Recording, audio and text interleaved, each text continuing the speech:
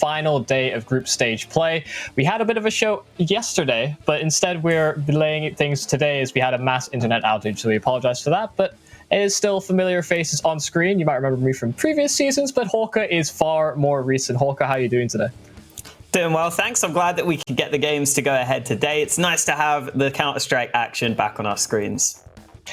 Yeah, lots of games to play, and really important ones as we finally get to see how the standings will sort themselves out. But of course, before we can talk about the games coming up for you today, we have to talk about what the games were like last time we had a Playday.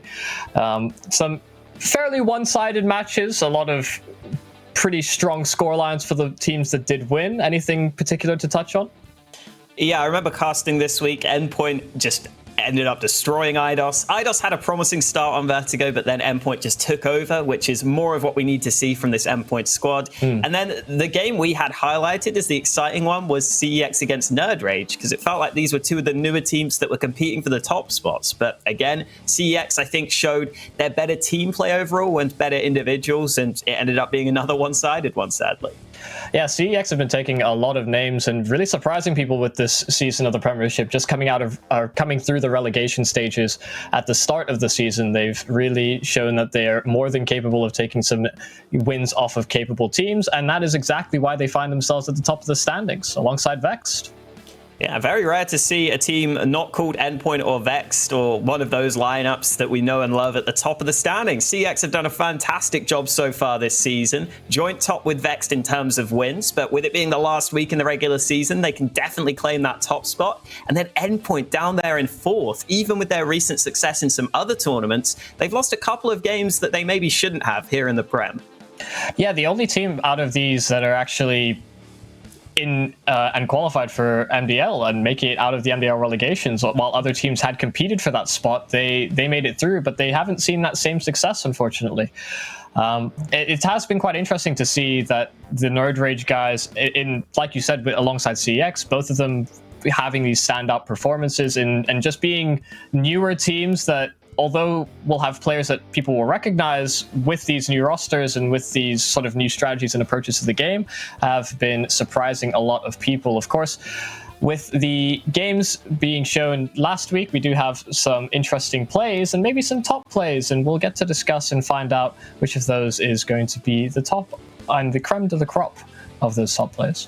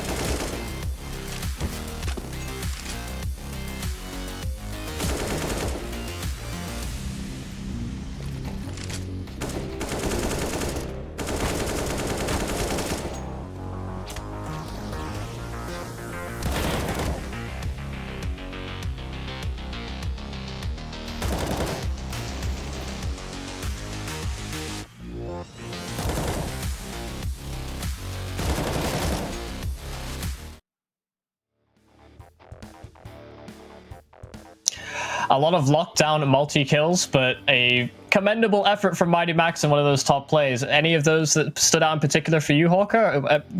I know, looking at yesterday's show, that you're quite fond of the Max play, even if he did fall a little bit short.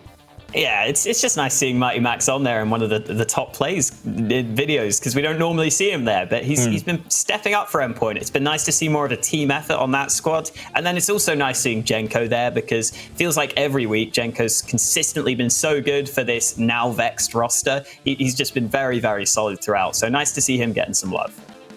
Yeah, of course, we had the top plays put out on our Twitter. It doesn't matter what we think about how the top plays would have played out, but you can also join the discussion. We have our socials over at ESL UK, Facebook, YouTube. It's all the same. You can follow us and see and get involved in the discussion as we move on through our separate days of play. But that doesn't really matter. We've got last week, that's all behind us. Today's schedule is really what gets us excited. We had a few rounds played out yesterday, but we've shaken up the schedule as well. We've got VAC versus Nerd Rage as our first game of the day. Yeah, VAC going up against Nerd Rage in what is still an important game, especially for this Nerd Rage side who are competing to try and maybe get into those top 2 spots to try and sneak their way on in there. And then obviously our featured matchup, Vexed against Endpoint. Just in terms of the names of these organizations, we know this has been a bit of a rivalry in the past, so it'll be interesting to see if that continues with Vex's new lineup. Yeah, with Vex picking up those recent guys, it's going to be a lot more of a highly contentious spot just between the organizations themselves, like you were saying, and, well, the players have history as well. They know how each other plays, and while the styles may be slightly different, it'll be interesting to see how they maybe swap places within the standings, because Endpoint 4-2, Vex 5-1, you concede a loss to one another, and suddenly you do a neat little switcheroo.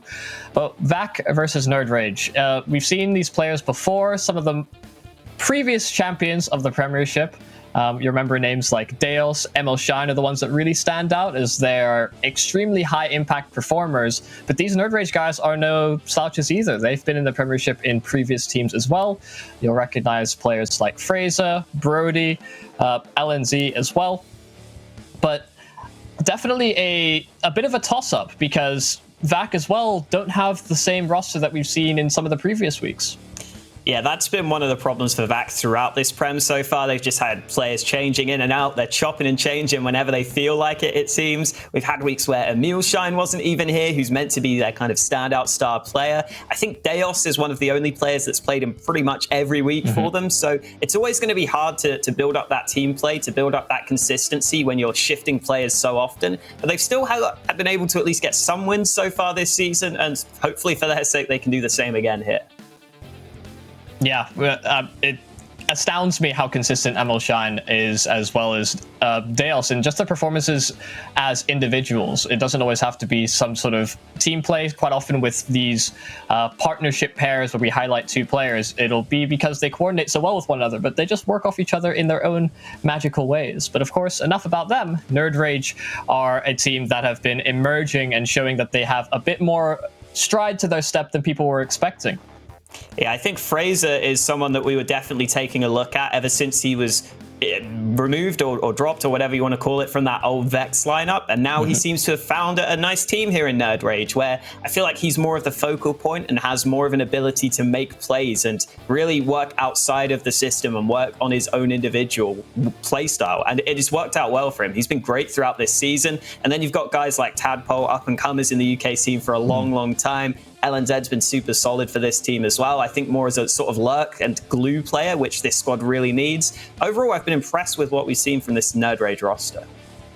Yeah, it's something that you wouldn't have expected, given that Fraser and Brody are both AWPers predominantly. I think Brody's kind of taken a step back. Fraser's taken a more dominant role, but they do still shift the hands of that weapon ever so often, just dependent on the map, it seems. So that dynamic is something that some teams have adopted in the past, and while they've not maybe seen the most amount of success, it can still be quite interesting to see who wields that and has the most impact.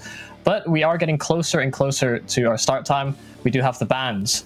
VAC taking away Nuke, and Nerd Rage already removing Overpass. Yeah, just going to look down at my notes here to see the past results for some of these teams, in case you're wondering why I'm looking down. And VAC, so far, they've played a bunch of maps, basically. They've played a bit of Dust 2 in there, I think. They generally tend to lean just towards the more puggy maps in general, because they change out those rosters so often. But Nerd Rage have got rid of that Dust 2. There's still Mirage in there. There's still some more puggy maps. But early on, a lot of the tactical maps being taken out of the pool.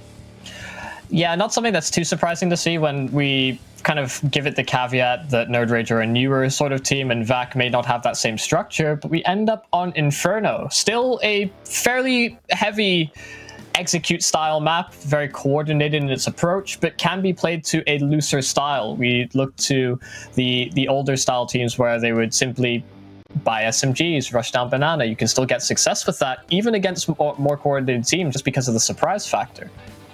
Yeah, in terms of records for these teams on this map as well, VAC have played it once so far this season. They played it up against CEX in a very close affair, actually. They only lost that 16-13, so that's maybe a good sign for them, considering CEX are currently the #1 ranked team.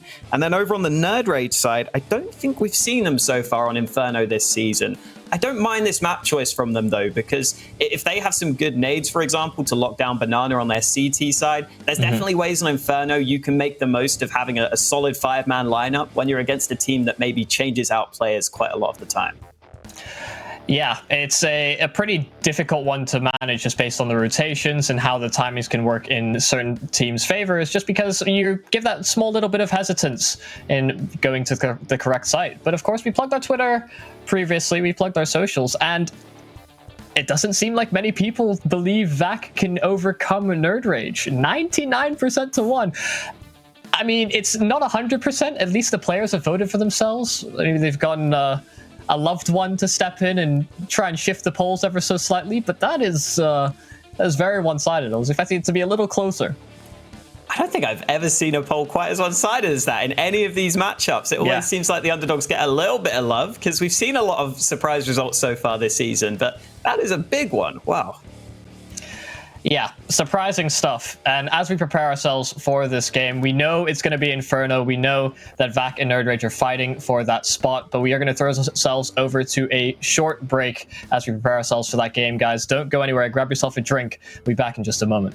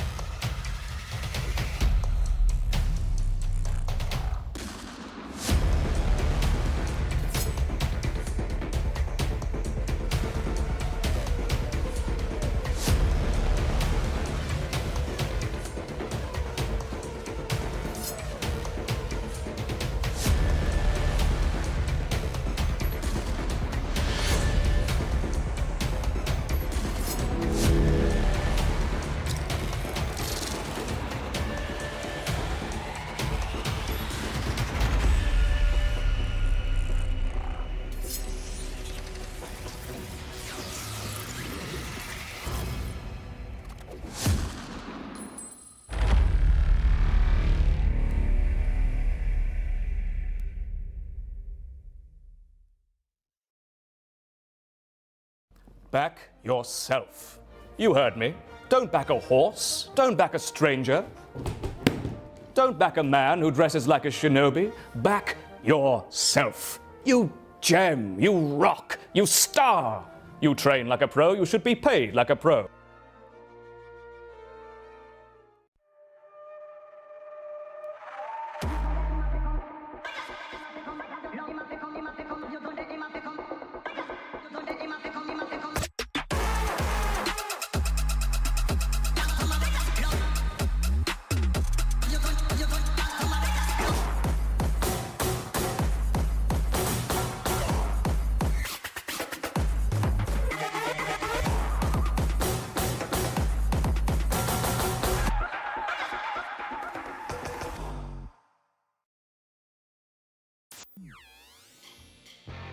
Parsec lets you play your entire library of games on any device, anywhere, with anyone, at any time.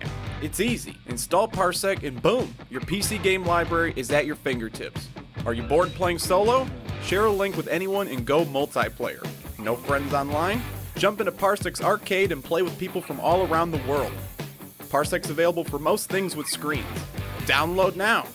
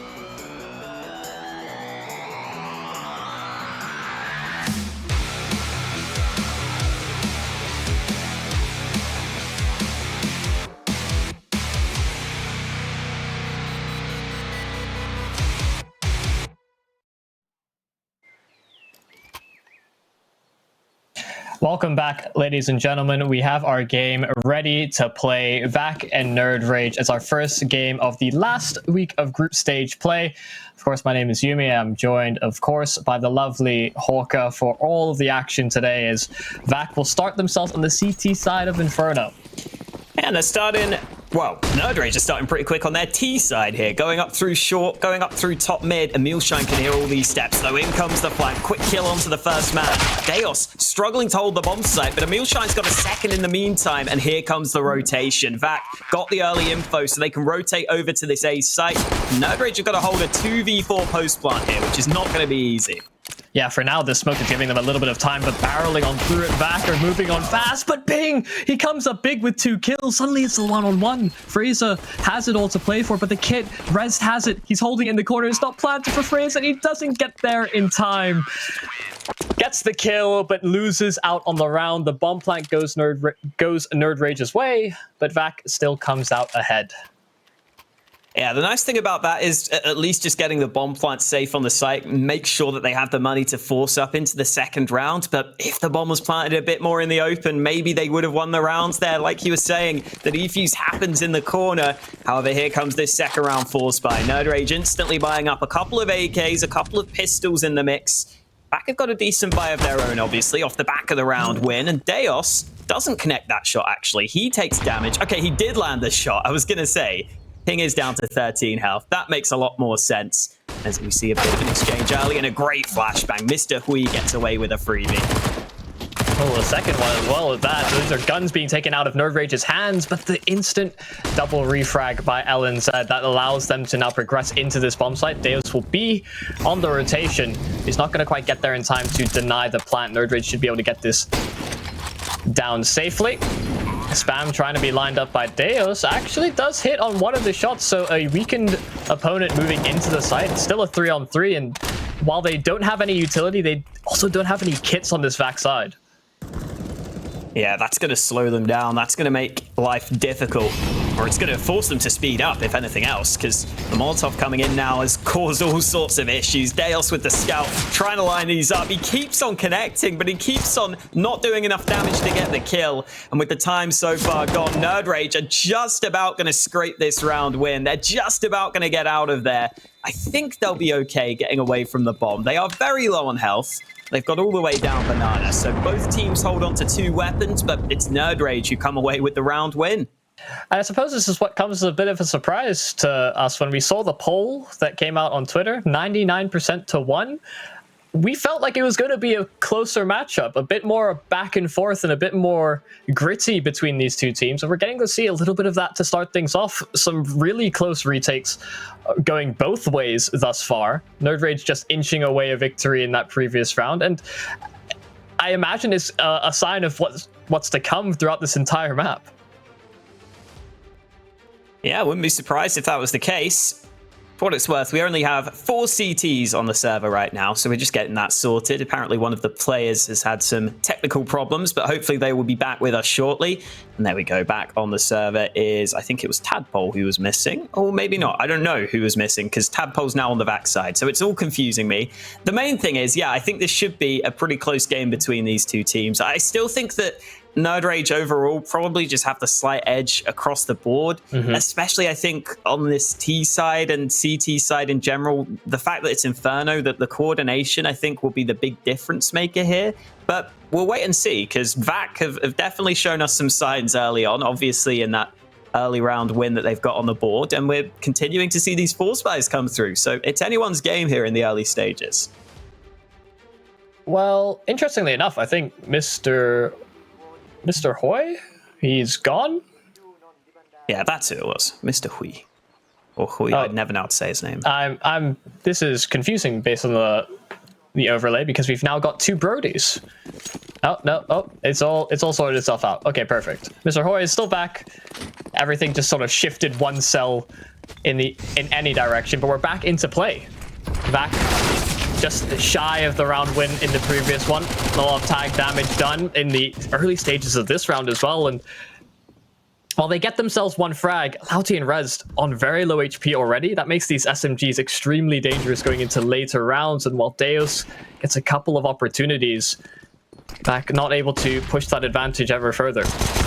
Oh, nades being used. LNZ gets the opening kill onto the A-bomb site, though, and Emil Shine's mollied out of position. The 1 rifle taken out of his hands. The MP9 also dealt with. LNZ with a couple of entries onto the A site, and that was well taken by Nerd Rage. Solid utility usage there just to make life difficult for the CTs, and they go on to just get all the kills they needed there on the A site. And that's where I think the coordination and the willingness to go for the quick push, knowing that your teammates are behind you, that's where I think Nerd Rage might have the edge in this one. It also seems to be the balance of damage. We saw it in the previous round as well, where 3 Nerd Rage players were about 30, 40 HP within themselves after getting tagged so heavily by Deus with the scout. This time around, Tadpole and Ping are balancing things out respectively, and VAC are just shy of 2 more kills that they could have brought forward. And it's these entries from Nerd Rage that have been thus far so on point. 3 bomb plants in a row. While they did lose out on one of those rounds, it's still a great sign for them starting on this T side that they're able to see so much success getting into the sites. Yeah, getting those opening kills is always going to do you really well on Inferno, because we all know how difficult those retakes can be. Even if you're a man up, you can sometimes think about saving it, depending on the situation, depending on the circumstance. It can be very, very tricky retaking both of these bomb sites.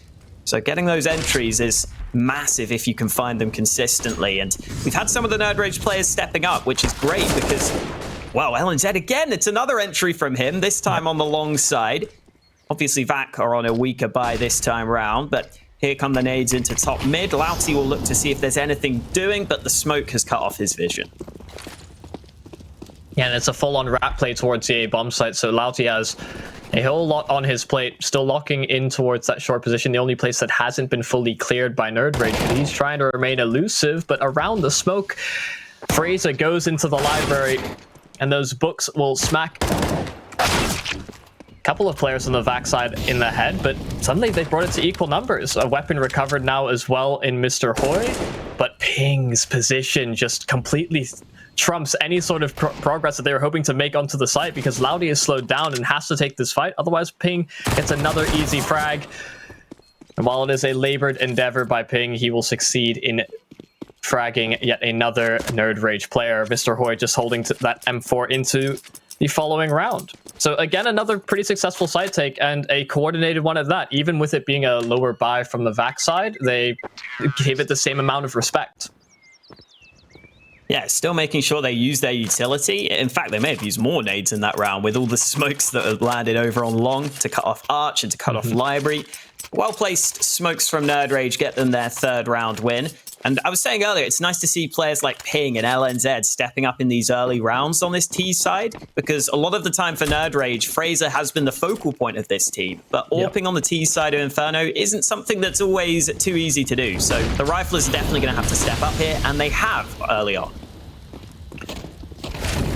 Well, VAC are looking to shift things up once again. Another aggressive take of Banana, just to show some early presence. Hope that Nerd Rage are looking to contest that portion of the map, slow them down on their progress. But look at this execute towards A. It's a full wall of smokes as they look to emerge from the apartments. But Emil Shine is there, locking down those first two frags, but not able to get anything further. A double dink on the players on short. Nerd Rage are certainly tagged down low, but the site is once again theirs to play with. Deos just looking to convert those couple of frags an inch away and an inch of their life, but Nerd Rage will get themselves into post plants, try and play the positional game as VAC look to retake. LNZ in a pretty powerful position, but he doesn't win the fight. Rezd comes away with it. The FAMAS getting the opening kill of the retake. Fraser gets one back, though. His AK is also coming into play, but it's Tadpole left on the bomb site. 1v2. First player spotted. Tadpole sprays the first man, but Rezd closes the distance with the FAMAS. Good work from VAC there to work together on the retake. As soon as they got the first kill, they just make sure to continue to trade it out, and they get their second round win. Yeah, and a commendable effort there from Nerd Rage as well, because they were trying their best, I think, to use those low HP players to get the one frag, get the information as to where a following VAC player was, just unable to convert in the 1 versus 2. It's again a really close round in these first 5 between these two teams. VAC, though, looking with a bit more of a stable buy coming into this. While there will be Lauti on the MP9, they still have M4s galore for the rest of their players. And it's this time Nerd Rage will put a bit more of an emphasis over towards Banana. Timely as such as well, because VAC haven't thrown those same default nades that they were using to take aggressive control and show presence earlier on. Yeah, in that last round, VAC had, I think, 4 players stacked on the B side early. This time, though, only a single flashbang used to try and retake Banana control, and LNZ dodges it. So he gets a pretty favorable fight to kick things off. Rage with the early man advantage, and now they're going to use some nades at top mid. A well-placed Molotov allows them to take short control, allows them to clear out top mid entirely, and it just keeps VAC guessing. You can already see on the minimap a rotate coming through. Even though Emil Shine is pushed into apartments, this could be the big information play VAC needed. Yeah, Deos was halfway to rotating back towards A, but because of that information, now they know that they can commit more resources towards this B site. Question is, will it be there in time? Brody moves on forward. Rez able to get the first. Deos as well will spring on forward to combine for the 1-2 punch. Emil Shine on the flank. It's now left into Tadpole's hands. Another 1 versus 2 as he brings another player down, but Tadpole's getting pushed from both sides. Laudi's able to deal with him at range with the MP9. Upgrades himself into a rifle and a the first time we've actually seen a full site hold by Vac, and it's all based off of that small bit of aggression in the apartments by ML Sean. Yeah, and I still like what we're seeing from Nerd Rage. Even in that round, I don't think they did anything too badly there, especially the way they're taking map control. Has Tadpole been stabbed in the back? I think so. Yep. It's a bit awkward. Don't like that, but other than the stabbing in the back, I like what Nerd Rage have been doing so far in terms of taking the map control, but it's just well-timed aggression from Emil Shine that gives them too much info, and Vac now have a chance to take the lead here against a weakened Nerd Rage buy. Yeah, we'll see if LNZ is able to get anything done with this AK. He's found quite a few entries for the side so far, but his teammates, unfortunately, are dropping like flies around the map. Now just down to 3. All the firepower lays in one man's hands, and they look to regroup themselves over towards the B-bomb site. They don't have any utility, so it has to be just dry faces, and maybe one of these pistols leads the way to allow for an easier follow-up with this rifle. They're playing so passive on this B side. They have to creep so far in before they find any information, and by the time that Vac realize this gives some isolated duels. Luckily for Vac, Rez comes out on top in the first, and they're still giving a lot of respect to these Nerd Rage players, even on the low by LNZ. The one frag, but it is a shutdown round from Vac to secure the anti-eco and take a first time lead since the pistol in the game. Yeah, good stuff coming in from Vac, coming back into this game. I was a little bit worried after those early rounds where Nerd Rage were finding some fairly easy entries. I was worried that if that was going to continue, that Nerd Rage could run away with this. But Vac have managed to turn it round. They're not giving away those early entry frags anymore. You can see it's Nerd Rage who are the ones who I think are maybe feeling the pressure a bit more now. One round down, fairly early in Inferno still, but they've got themselves another buy on the board. And again, as we were kind of, I think, expecting, Fraser's not going to be AWPing so far on the T side of Inferno. Maybe he can pick that up later if it's really desperate, if he really wants to try and do something. But the rifle is much more versatile, so they're sticking with the 5 AKs. Yeah, I imagine if we do see an AWP getting picked up, it'll be to try and punish any sort of over-aggression that Vac have implemented. Already throwing in a sort of late round push into the apartments, one that wasn't based around too much utility either. I'm pretty sure it was a dry and initiative peak. If they're able to sort of counteract that, I wouldn't be surprised to see that implemented and used to try and deal with that aggression. Of course, we have been experiencing a few technical difficulties. The team's trying to sort out their connections. Don't think it's anything as drastic as the issues we had yesterday. I believe an entire internet provider just went down for a good 16 hours. Yeah, that's always good fun. Luckily for me, I was chilling. I was fine. But I'm also with an unnamed other provider. So good.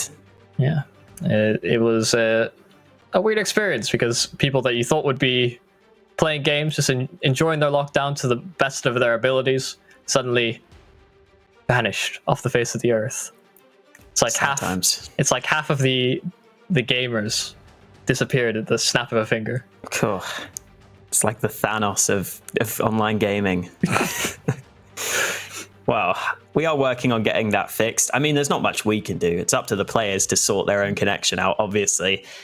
I think so far in this game, though, it's fair to say the 1% that Vac were given by the fans was a little bit of an understatement, an underestimation of this squad. Mm-hmm. Yeah, I'm not too sure as to why. Maybe they had the information as well that there were going to be a couple of stand-ins. But even still, it's not as if this team was one that was based around crazy amounts of structure. Of course, they're still going to play to a very high degree, even without sort of preset strategies or set executes. They all have that individual ability and just sort of pug prowess. They know how to find frags where it may not seem like there are any. Almost like treasure hunters. They know exactly which X to dig at first. But it's one of those matchups that when we delve into it a little too deeply, both of these teams have the right amount of firepower. I would have expected Brody to have probably gotten a few more frags as of now. He's a player that can be fairly hit or miss, but quite often he hits. At the moment, it does seem like he is struggling to get that hit. Yeah, he's generally been pretty solid, I think, for Nerd Rage throughout this season. He's had a couple of good games for them, for sure. May just be a slow start for him. Yeah. We can also, I guess, talk about some of the weapon changes, because we are seeing that M4A1S come into play a little bit now. Emil Shine's picked it up. I think that the main thing I've noticed is that a lot of AWPers are picking up the M4A1S in case they need to drop a teammate, just because it's that little bit cheaper. Whenever you're an AWPer, you really need to be kind of scrounging the pennies. You need to be using all your coupons to save money if possible. So that's where we see it the most, but it seems pretty viable now, I think, just being that slight bit cheaper. Seems like teams are starting to pick that up. Yeah, I'm really happy that the A1S is seeing a bit more play, just because we got so used to seeing plays where players would spam through smokes, and the A1S excels at exactly doing that. You look at teams like Astralis, the amount of kills that I think Glaive is known for getting through smokes, just because he understands how teams will react to seeing those put down. I mean, having the A1S in the arsenal just makes it so that you don't get shot back quite as often as well. I'm just glad to see the Krieg has been deemed irrelevant. That's now. the big one. Yeah, it was to a point of oppression, and it really did bring out the best in quite a few players, and I think it put a huge spotlight on players like Brolan in particular. But it has, it changed the way that every team played every map. So I'm glad to see that it's been put on the back burner. Now it shoots really, really slowly. It's so slow. Oh, it's so slow. I've still actually seen it picked up like a couple of times by players in very, very specific scenarios. I think we saw it once last week in the Prem. I can't remember who it was that picked it up, but I think it's nice to have there as maybe something you see a few times a game max, but it was definitely too much. It was definitely taking over the game, like you were saying, but I think we might be getting back into the game. Yeah, it does seem like stop talking about random stuff. We've resolved our issues. I mean, it's not random. The Krieg and the changes were relevant. They are relevant. Yeah, we didn't go down the path of like just literally talking about whatever. What did you have for lunch? That's always rough. Oh, Deos, this might be a rough time for him. Smoke out and head down. Ping immediately with the entry, and it's a fast wrapping play. The same execute that Nerd Rage used in previous rounds, but they've accelerated in their progress. Emilshine, the apartments, he has been found, only able to get the one kill before going down, and it's a successful A-site take for Nerd Rage. In fact, want nothing to do with it, already hightailing it out of there. Yeah, Deos just not expecting such quick aggression, but when you're solo holding that top mid position at the start of the round, you have to be ready for something like that. You can't just be standing with a smoke in your hand, sadly. And I think VAC have been trying to change up their setups quite a lot here. I think they've been trying to be very dynamic with their CT setups, this time going back to the 3-man banana stack. But this time Nerd Rage are ahead of it. This time the fast A play was exactly the right call in this round. It basically fell apart for VAC as soon as that first frag came in, because Emilshine was either going to have to slow them down a ton or get multiple frags, which was always going to be difficult. So good call from Nerd Rage. They're going to tie up the scoreline, and we might see a kill at the end here. Louty loses out against Fraser. That's another gun gone from VAC's hands, and that will make any attempted buy here much more difficult for VAC. Yeah, best case scenario, they get 4 rifles on field, which does seem like what they'll be going for. Louty wants to... Oh, actually, no. They've managed their economy in a way that I wasn't quite expecting. They get the FAMAS in Deos' hands. Yeah, that'll probably be a bit of a shortcoming. Basically, he just needs to make sure he gets the hell away from all nades at the start of the round. Yeah. Oh, Mr. Hoy won't have that same air of caution. Nade to the face. He does respond in kind to LNZ. Is Deos in CT spawn still? He is. Okay. This is interesting. That might be an issue. It looks like he's struggling right now, but the rest of the team, They're going to have to do what they can on the hold. I mean, he's moving around kind of normally now, so hopefully he can get back with us soon. Still lots of time left for Nerd Rage, though. They continue to use their nades at top mid. Again, they've been pretty good at taking this top mid control. They've done the same at Banana. So this makes it difficult for VAC to read their opponents. They've seen stuff on Banana. They've seen stuff at top mid. And now Nerd Rage are pushing long, and there's still no information for the CT side. Yeah, and functionally, they're operating with one man down. So the resources are certainly strained here for VAC. Nerd Rage are taking it slow as well, waiting for the smoke to fully fade before progressing into the site, and it's a slow creep that catches Loudy off guard. Emilshine's position is known as well, given that he found the frag on Tadpole. This will once again be an A site take, a fairly clean one at that, and the same response from VAC. They have no real point of contention back into this site. It almost looked like Louty was sitting on the bomb site there, being like, Deus, man, I thought you had A long, what the hell? Yeah, I thought you were watching Archers. Why else would you be in spawn? It looked like he didn't really know that A-Long was open, and he only looked back at that smoke until it was too late. Oh, no. Has Deus thrown this smoke? I don't know. To keep himself alive a little? Okay, yeah. Well, he had an issue with ping in the last round because he got ran up mid and he headshotted by that particular player. It seems like that may be a reoccurring theme, unfortunately for VAC. Oh, hopefully they can get away with these weapons, though. Oh, what? What? How does he not get that kill? He should have heard Fraser running onto the site, right? Yeah, that's the same assumption I would have made as well. Because he turned to the left hand. He might have had his headset the wrong way around because he looked left. Yeah. And when he looked back, suddenly Houdini appeared in front of him. We appear to still be playing, even though Deus is still in CT spawn. I guess it is a low buy for VAC, but I'm just going to assume we're live for the time being. Tadpole holding apartments, Emilshine playing a close corner, while Louty is also trying to see if he can strike off the back of his teammate. It's Fraser, though, who executes the first man from behind. Emilshine spamming that D, gets one in reply. So 3 rifles now in the hands of VAC. Unfortunately, one of them is gone pretty quickly, though. Brody with a nice headshot at top Banana. And Emilshine will continue moving forward. Strong position taken, but Ping is privy to it. Clears the angle, makes sure that his teammates don't get shot running up mid towards an open A site. And again, we hope that Mr. Hoy can bring this weapon forward, but we also hope that one of these players isn't rendered null and void, because at the moment, he's just a free frag for whoever happens to be roaming around the map. It does mean that they're going to have to continue functioning as 4 men until that gets resolved. Yeah, I feel like Fraser's going to keep going for that kill if he can get it. Push all the way through, get a free frag on the board. Pad those stats. Mr. Hui, though, picks up the AK and gets another kill before he's traded. Not too bad, but Nerd Rage now with a 6-4 lead.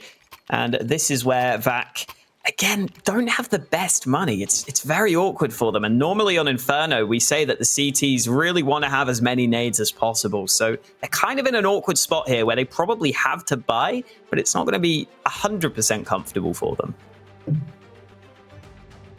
Well, expectedly so, we will have a pause to try and get Deus's situation resolved. As far as I'm aware, as the information that we've been given, it does seem that Nerd Rage have used one of their own technical timeouts to try and figure this out to allow VAC some additional time. So a good little bit of sportsmanship on display. Of course, it's not quite an achieved win if you're winning by extreme means, but there he goes, piecing out of its existence. Hopefully to join us back shortly. But that's now 3 rounds in a row for Nerd Rage. Some really strong site executes and, again, really strong entries. But a strained defense of VAC, given the extenuating circumstances. Yeah, they should be back to full strength, hopefully, by the time this upcoming gun round comes around. You can already see Emilshine has bought for what it's worth. He's been a bit of a nuisance in those apartments, getting aggressive, trying to just get in the enemy lines, really make it difficult for Nerd Rage to set up their plays. I think that's exactly what VAC need to be doing, because Nerd Rage keep on using their utility a lot of the time. So if you can maybe try and get the timing right on some aggression, get in behind your opponents, it really makes those setup plays much more difficult to work out. Yeah, him remaining dynamic, and as well, like you had mentioned earlier, VAC changing their setups ever so slightly, even going for aggressive banana control or putting 3 players over towards the A side and just boosting a player up. They've had a few different variations just to try and keep things interesting, both for themselves as well as Nerd Rage in terms of being able to take control as easily as they've had. But the decision making, it seems, from Nerd Rage, just from a strategic level, seems to be there. Every time they've gone for this A side execute, and this ace sort of long wrap, they haven't encountered too much resistance. It hasn't been a particular point of emphasis for VAC to hold on to long control or put a player in the cubby, which has been frequently Molotov by Nerd Rage, but still playing a double arch setup or playing a double short setup just to try to mitigate some of that pressure early on hasn't been something that they've implemented when Nerd Rage have gone for those executes. So maybe the strategies begin to shift ever so slightly. It was something that I kind of expected to see coming into this. We talked about how Fraser hasn't had to pick up the AWP in the circumstances that sort of surround him wielding that weapon. And while ML Shine has achieved being a nuisance and being aggressive, nobody else really is pushing that same envelope. Yeah, we also haven't seen an AWP yet, I don't think, from the VAC side on their CT side. So they could use that if they wanted to get even more aggressive. Again, that gives you a lot of options peeking down mid or banana. You can even go into the apartments and peek down second mid. There's all sorts you can do with that AWP. So if they get their economy a bit better, maybe we could see that come into play. But so far, we're kind of just waiting to see what happens in this next gun round, Yumi. There's a lot of discussion, but not much action, sadly. Yeah, well, we're not quite sure how long this is going to take to resolve the issue that comes to Dales and his internet and his ping. So we are going to just throw ourselves over to a short break as we hopefully get that resolved and bring the action right back to you guys at home. Grab yourself some another drink, maybe some food if you're feeling so angsty. I'll hopefully see you guys in just a short moment.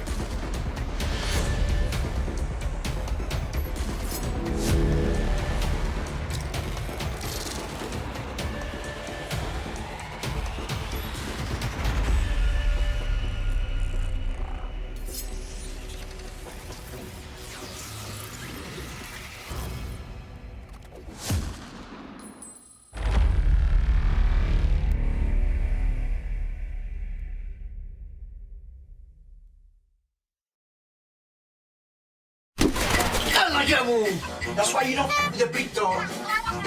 Now listen here, you tired of spanking your mates week in, week out?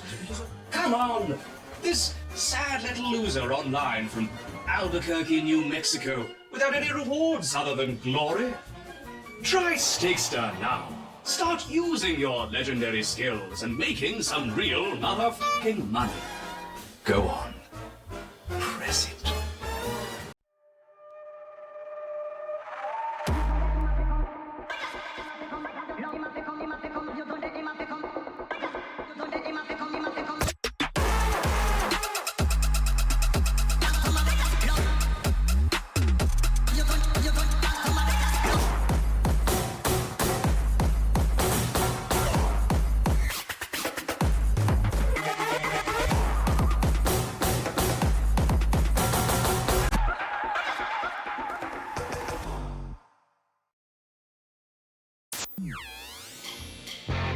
Parsec lets you play your entire library of games on any device, anywhere, with anyone, at any time. It's easy. Install Parsec and boom, your PC game library is at your fingertips. Are you bored playing solo? Share a link with anyone and go multiplayer. No friends online? Jump into Parsec's arcade and play with people from all around the world. Parsec's available for most things with screens. Download now. All right, we're back, ladies and gentlemen. It was a shorter break than we were maybe expecting, but I'm glad we get back into the action. Fortunately, he's resolved his issues, and we are going to get to see round number 11. Finally, it's long awaited, and hopefully we get to see more of the same from Nerd Rage. They've been showing us some very strong stuff, and what has now been 3 rounds in a row for them could potentially be a 4th, but this aggression from Emil Shine once again works out, and it's simultaneously placed. Mr. Hoy as well got a kill over towards Banana, and while they accelerate, Vac will drop them in their stead. And Nerd Rage have been completely trumped over at the B-bomb site. Yeah, it starts with the CT aggression, and then Nerd Rage decide to commit to the B site, even though they didn't have the bomb in their grasp. They didn't have Ping with them, who's just gone to get the bomb now. Deos goes for the fight, but he ends up losing it, so Ping's got a slightly better chance. A couple of flashbangs and a smoke as he moves into the B-bomb site with pace, and there is a gap in that smoke. They will have spotted him cross to the site. He's going to plant in the open. That's a huge risk. Rez round the corner, eventually gets the kill. Pretty easy frag at the end there. Pretty strange decision, I would say, to plant so open, but he gets the bomb down at the very least. Yeah, he was kind of calling Rez's bluff, it seemed. He was hoping that he might have thought it was a fake plant, trying to bait him into a one-on-one, but instead, taking that risk, Rez is able to deal with it handily. So that long break doesn't seem to have phased Vac at all, giving them a new lease on life. Emil Shine continuing, and up to his old tricks over at the A-bomb site. Just need the rest of the pieces to fall into place, and Nerd Rage are still able to fully invest into it, and we get to finally see Fraser on the AWP. Yeah, let's see what he can do with it. Not always easy to use on this map, as we've discussed, but Fraser could definitely land some shots based on what we've seen from him so far this season. Currently, he's kind of hanging around in the back lines, just holding Banana, maybe seeing if he can get a hit, but it's Deos who gets the opening fight to go his way. Quick trade from Tadpole, and the rest of Nerd Rage pouncing on A-Long. They get a quick kill, and this leaves a lot of the map open for the T side. It's Mr. Troublesome who remains. First kill found, a weakened Tadpole looking to take the high ground, but Emil Shine is taking heads. A second one found. He's finally traded out, but it's allowed enough time for Mr. Hoy to come in on this flank. And it's that weakened player on the Nerd Rage side to try and clutch things back. He's got 3 kills thus far, needs to ace it for Nerd Rage to take a round number 7, but he won't be successful in doing so. Mr. Hoy eliminates him and recovers the AWP for the CTs to play with. Yeah, and yet again, Emil Shine's positioning has really been fantastic. That's what's been winning him a lot of these duels and winning him a lot of these rounds, because in Pit there, he gets away with 2 kills, and it's because obviously Pit is a position that you can very much dictate the fights you take from. So even though Emil Shine's not playing aggressive in that round, he gets the kills and is able to turn it into some fights that are better for him. And now, with the AWP in hand, Deos is the man peeking down mid and giving back an early lead, with Nerd Rage just having pistols. No, knowing that the AWP is over towards A, B is a logical conclusion to come to. Don't forget the bomb though, boys. Oh no. Oh, he's seen a couple of top teams forget this recently. Nerd Rage hopefully not following suit, but they move forward and the bomb is not with them. Rezzed a double spray down. They will look to still push forward, slightly delayed however, but still able to find a kill on Rez. A smoke in his hand, he capitalizes. Mr. Hoy able to sweep everything else under the rug. Not the organized style that we're maybe used to seeing from Nerd Rage. Sometimes a little chaotic, but a bit too chaotic in that round because they've forgotten one of the basic functions of being on this T side. You try and get that bomb planted. Yeah, and they still commit to the B site again without the bomb, so it just kind of leaves them with not enough numbers. They don't have the full force push onto the B site. It ends up being a very awkward round for them. But they are back to the buy now. So hopefully with the nades in their hands, they'll be a bit better served in this one. No AWP for Fraser. He goes back to the AK, but Deos almost landed that shot there. The spam through the smoke isn't doing any damage. It's the CTs who've got a bit of early damage on the board. And Deos is still looking for a lucky shot, which doesn't seem to be coming his way. He will back away. I got a bit concerned he might have played that cubby with the AWP and tried to make it use of it similar to a shotgun, but Mr. Hoy, being that B-side anchor, looking for an aggressive peek down Banana, suffers as a result. Rez has to rotate right back around, and while he finds a refrag with the frag grenade, Vac will have to retake this bomb site in its entirety unless Rez is able to come up with something big here. Smoke will deny any sort of possibility of that, and with this bomb getting planted, it's a equal numbers retake, but the nade damage and the utility damage from Vac so far has been so successful. Yeah, the retake, though, still needs to happen as Emilshine burns alive, gets a kill before he goes down, but here comes the retake. Brody lining them up, unable to get the kill. LNZ steals it away, and Deos had the AWP in hand, not the weapon he wanted in that position in the 1v2. He ends up going down at the hands of Brody, and Nerd Rage pick up their 7th round win. A bit of an awkward retake coming in there from Vac. They try and just use their strength in numbers. It doesn't really work out for them, though, and heading into the last round of the half, there are a couple of weaknesses here in Vac's buy. And it's Mr. He picking up the AWP this time. Looks like Vac are trying to place a bit more of a controlling presence over towards Banana. Mr. Hoy position over at B with this AWP, but not able to find anything from it. All the utility that's been thrown his way has deterred him from each and every peak, really. He has to try and make it work with 22 HP. Might actually get our first AWP versus AWP duel. This is the most AWPs we've seen in the server at any given point.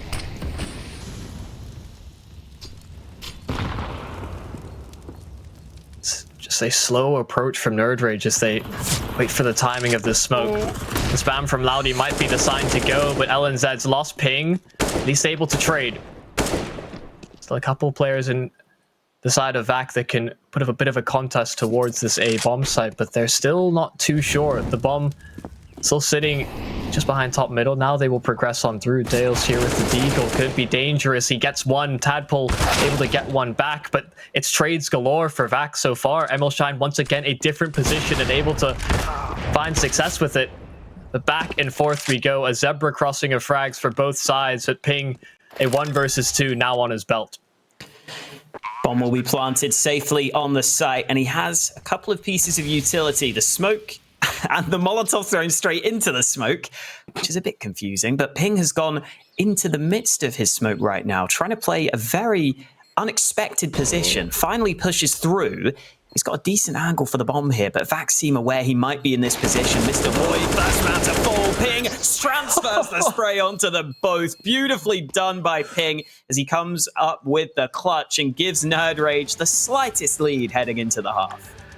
An extremely unexpected play. They had no idea where he could have gone. They had suspicions it might have been that graveyard position instead, but by the time they realize it is far too late. A tiger in the bush in a round like that, and able to come away with a pretty successful half. 8-7 on that T side. Vac aren't going to be too satisfied with how they held things down on that CT side, especially given some of the circumstances surrounding it. Hopefully they can now change things up as they do have now the ability to dictate some of the pace going into this. We expect to see the likes of Deos, Emilshine really come forward in this and find those opening frags and just be a consistent performer. And the T side is really where it matters now that they have this pressure applied.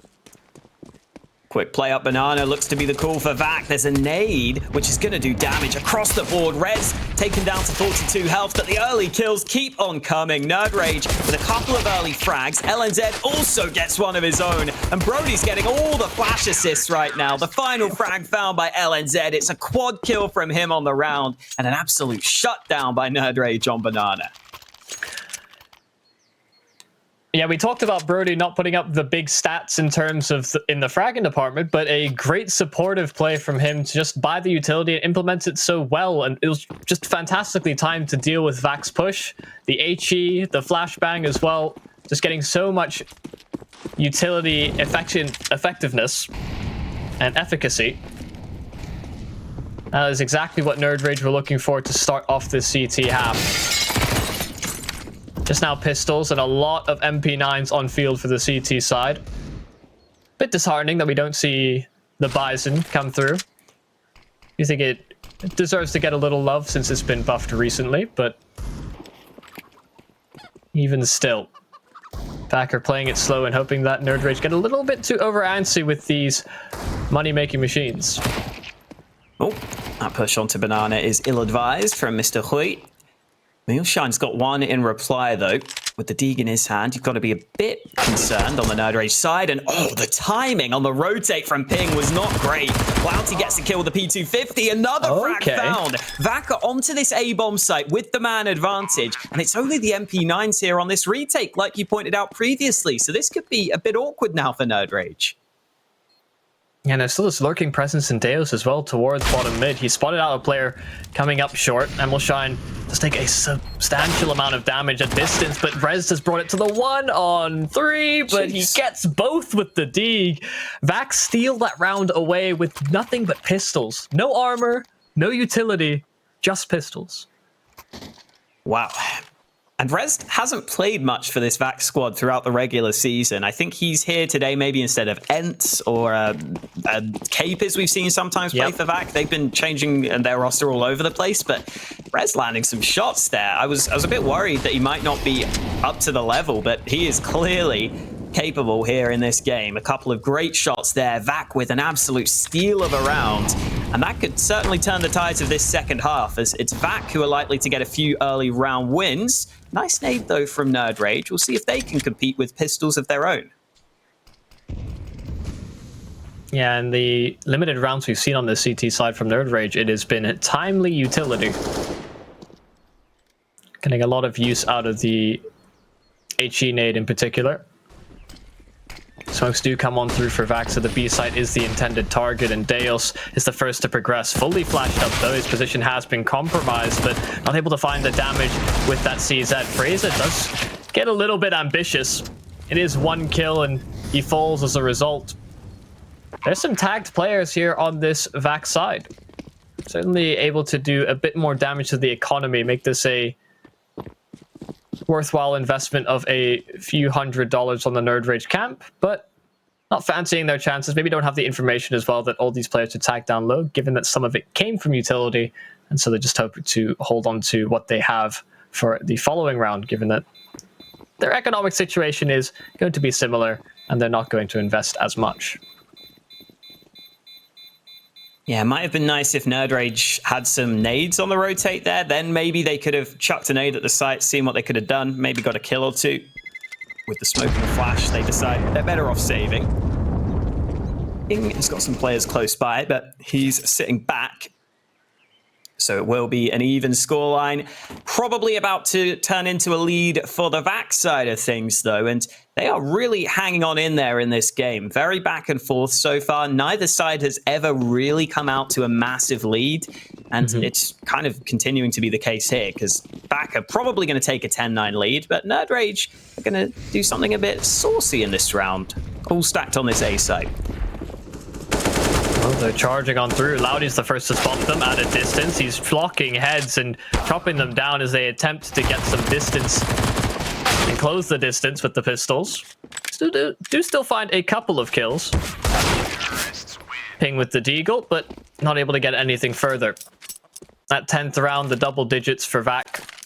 The expected result, but at least able to keep the money somewhat hampered on that T side. It's now time for Nerd Rage to look for a response. And the expectation was that Fraser would pick up the AWP, something that Vac avoided for the majority of their CT side half, only really using it when they picked it off their opponents. And Fraser could potentially find the damage that is necessary to get a full buy win. We'll have to see how that all goes, because Mr. Hoy is already taking names towards B. LNZ now has got to lock this down for a little while his teammates rotate.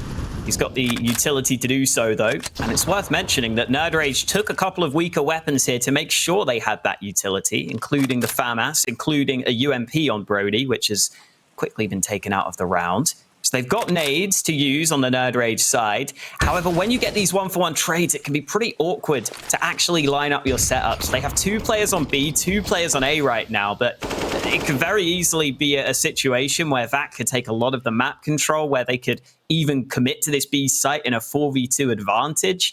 It's probably looking good for VAC right now, all things considered, because they've still got plenty of nades to execute onto this B site. And execute they shall. They have the one solitary kit that was picked up by Nerd Rage at their disposal, and Loudy just with a quick double entry on the site makes things as easy as that. No hesitance. No hesitation, sorry. Not even a shroud of doubt. As soon as he got those 2 frags, the round was done. It is fairly important that Brody is the one that dies first for that Nerd Rage side, however. Had it even gotten close to a retake situation, the only kit that they had available was on his dead body, which was top banana, so it means that somebody has to commit to the flank at some point or another to recover that if they want a reasonable chance at winning the fight and winning the retake. And but all those plans shot out the window, and all they really hope to do is hold on to this AWP of Fraser, which it does seem like he should be able to get away with. Oh. We good. Saves the AWP over, but the Nerd Rage squad in general aren't doing too well in this game now. 9-11 down. Remember, this is a game where if they win it, they can have a chance to try and get one of those top 2 spots. If they win it, they, I think, have the head-to-head against Endpoint, so I think they would finish above them. But right now, they're losing out against this VAC side, who have only got, what, 1 or 2 wins so far this season. Ooh. And Fraser taking the peak down mid. Maybe that's the opening Nerd Rage need in this round. In most instances, you'd say that's ill-advised, and while still ill-advised, he's somehow able to make it work. Spotting him just before that smoke bloomed may exactly be what they needed. For now, VAC have spread out for a response. Try and equalize the numbers, try and get something back. They hold the AWP of Deos and Fraser. Feeling it after that first frag, he overcommits to the peak. They were really hoping that he could get himself into that top banana position to commit more resources over towards A. Instead, they have to play more passively. Nerd Rage still here with heavy numbers. 3 players in position over at this A bomb site. LNZ is the only one that finds a frag for the CT side. And Brody will once again try to hold this AWP into the following round. A decent attempt, a nice idea, it seemed, from the recovered rifle from that previous round, but Fraser just getting a little bit too aggressive and getting punished by VAC's patience. Yeah, good stuff from VAC not to panic in that situation. Oh. Okay. Did he just nade the AWP back into his hands? Yeah. That's nice. Well, Brody, you said, is a capable AWPer earlier. He's currently trying to save, and he's landing some shots with this AWP. Maybe a double AWP setup could be something that Nerd Rage think about as he gets all the kills at the end of the round. They're not going to go on to win this one, but just saving the AWP is already a big, big benefit for Nerd Rage. And yeah, they are damaging the economy of VAC, but VAC's money is still pretty good. Yeah, it is fairly inconsequential as we see players tick over the $10,000 mark for this T side. We'll look to see if they do decide for that double AWP setup, and they do. Brody picks up his own AWP after getting those 3 kills. It was easier to convince his teammates to allow him to do so, but it does mean that they can commit 1 to each of these bomb sites. It means that Fraser doesn't have to make that long rotation over just to show some scoped presence. We'll see if this is the change that Nerd Rage are looking for. They've found success with the AWP and getting the opening frag. It's just about retaining that. Ooh, Brody goes off the angle just as VAC take control of Banana. Still have some nades on this B side of the map, but Brody's the man with the flash in hand. LNZ doesn't have a flashbang remaining, so Brody's not being flashed in, and Deos somehow gets that kill. He eventually goes down to the Molotov, and here comes Fraser. The rotate on the AWP gets another kill, but it's the A play from VAC that has now been spotted. Ping gets the kill at second mid, puts down a defensive smoke, and VAC have to try and salvage a 2-on-3. Doing his best ML Shine impression. Ping is throwing that same thorn in the side that VAC had to experience, or Nerd Rage had to experience on their T side, respectively, so many times in a row. This time it might be a little bit more difficult for Vac to overcome. Emilshine progressing on out, dealt with by Tadpole, who had the cross and rezzed. Not long for the world either. Nerd Rage finally see a bit of success on a gun round here on the CT side. It's all prompted by a bit of early damage and some early aggression by that CT side. And again, remains a close game between these two teams. Now there's not the AWP in the hands of Deos. Vac going back to 5 rifles, 5 AKs on the T side of things. Fraser also with the only AWP on the server right now, but he's missed his opening shot there. Maybe he would have thought he could have got that kill on mid. Vac, though, aggressing across the map. Emilshine solo pushing Banana while the rest of his team look over on the A-bomb site. And Emilshine really wants some action here, but I think the smoke will finally slow him down. Given the way that Vac have been approaching this B side, I think he's just hoping that Nerd Rage commit a rotation early on. Hasn't been that level of aggression without more than one player being there, but this time it's a feint. Fraser able to deal with the first of the Vac players, and it's all just a bait and switch setup. Should Fraser fall, there's still the trump card that remains, but Fraser's hitting all the shots he needs to. They spot out Deos as well, and it's a lockdown from Nerd Rage. The arch is closed. The A-bomb site remains in the Nerd Rage control. 5 players stay up, and that is fantastic for the CT side economy.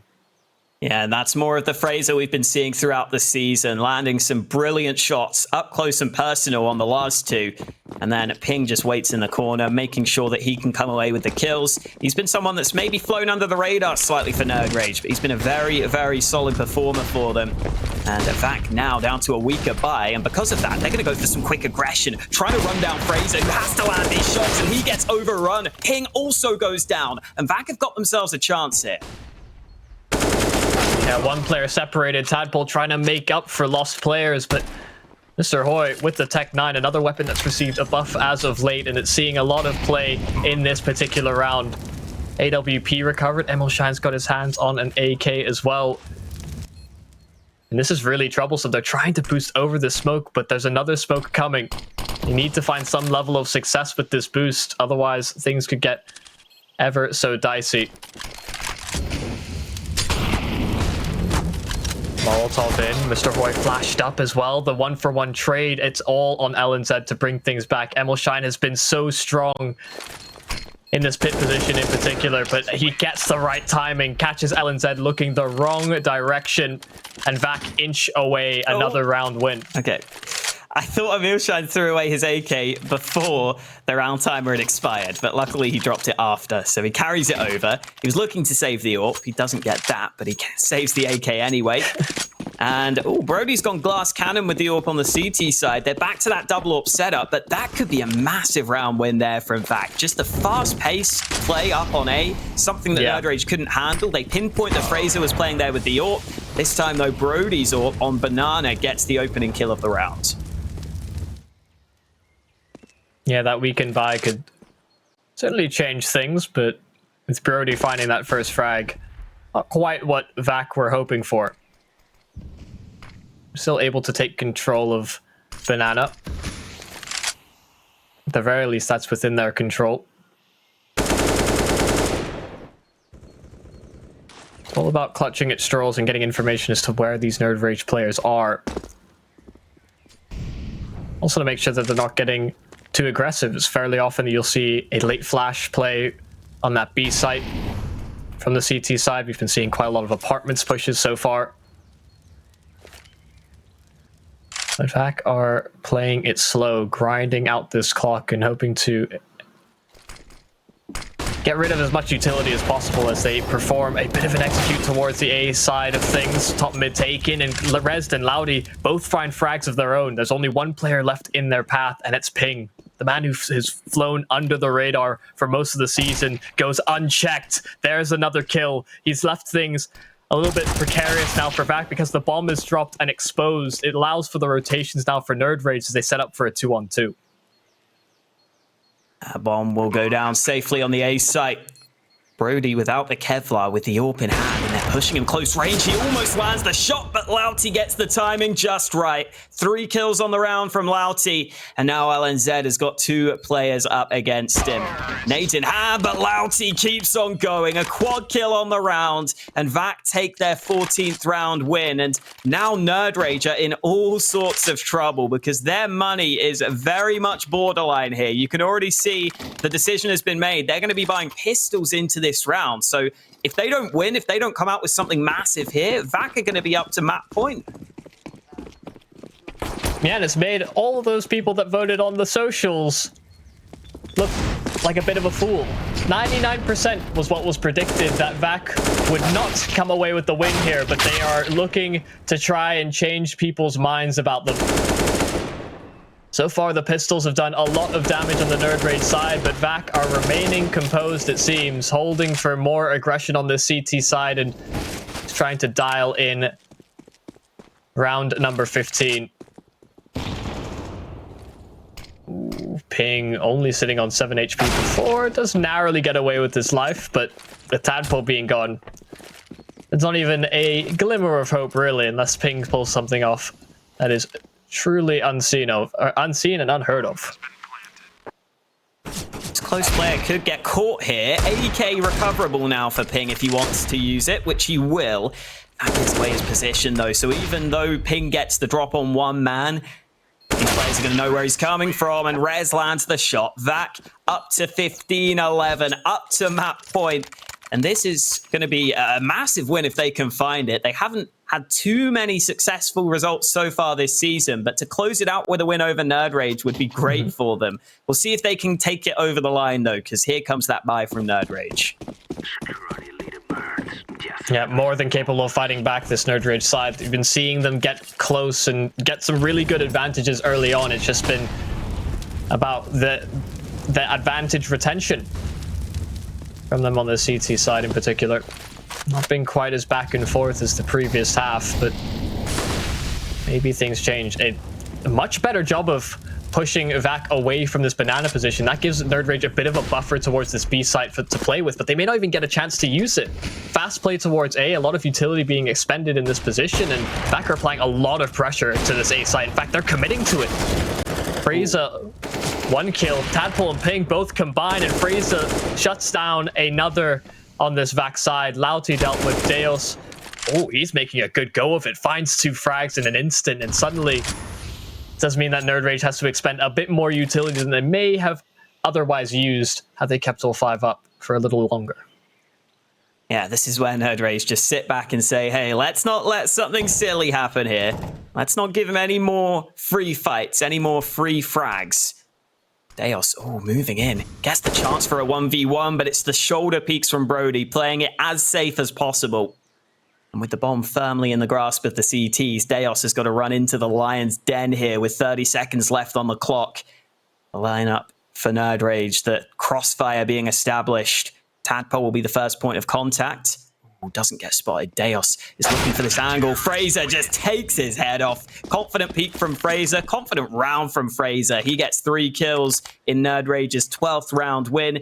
And now VAC, again, are the ones who are on the back foot. They can get maybe 3 AKs together, but the nades are going to be a bit lackluster, and the weaponry on some of their players will be missing. Yeah, we'll see if they go back to what saw success in a previously sort of scrappy buy from this T side. Tried to exploit Freyza on this long side at the A bomb site. Just tried to rush him down and make sure that he wasn't effective on that AWP. As we can see, he causes a lot of issues towards A, but instead, to fast play out of the apartments, they jump straight through the Molotov. Emil Shine, the first kill, Rez with another, and suddenly the A site is within their control. There's still Freyza with the AWP. They're not smoked off over at Moto. And VAC have a really strong position to hold here. So many players committed onto the site, and Nerd Rage didn't have enough time to cheat rotations over.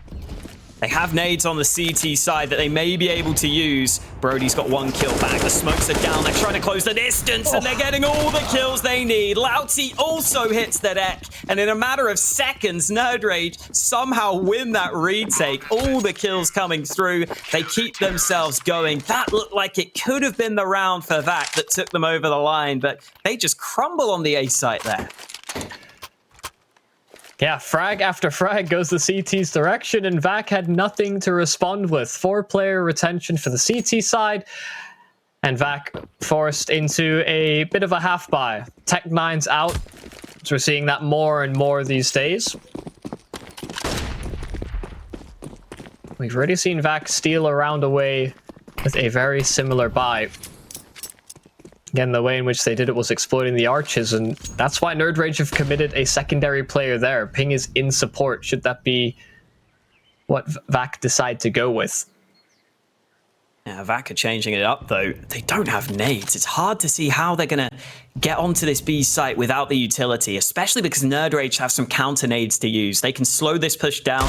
They can try and allow the rotate, and Brody has spotted them. The game has given up. They're going to push this B site. Quick kill from Rez. AK into his hands, and Deos gets another. This is looking great for Vac. They're on the B site. 4v3 again, and Rez somehow gets away with his life. Louty with another frag for this Vac squad, and this could be it. This could be over for Nerd Rage unless they can get this retake going. Kills are coming in, though. We're back to a 2v2, but Louty fights his way out of it. Both kills at the end for Louty, and Vac just about edged that round over the line with just the pistols, Yumi. That's 2 times that they've done that. They do it towards the A site. Sure, some great shots, some great recognition as to where the AWP was playing, but this time it's just that Tech9 and just the ability to close the distance that they make use of. Just so many successive kills. I can't believe it. Yeah, that was absolutely massive, that last round, because you feel like the counter utility is just going to slow them down there. You feel like they're just going to get caught by the nades, but they just about get the timing right, pushing through that Molotov, and then it was desperate times for Nerd Rage. They were the ones desperately trying to get back into the round, but Louty holds his nerve, and it was the Tech9 the entire time. They didn't even use the rifles they picked up. Yep, that gun changed and buffed recently. It was never seen in play for, well, not never, but it was hardly seen in play for months at a time, but has seen a lot of play in this particular game and to great effectiveness. Nerd Rage falling short. Vac able to take one away at the last day of regular group stage play, but of course, guys, we do have more games to come, and we do have another matchup that is very hotly anticipated. Vexed and Endpoint to come up after the break. So guys, don't go anywhere. Still more ESL Prem to come your way.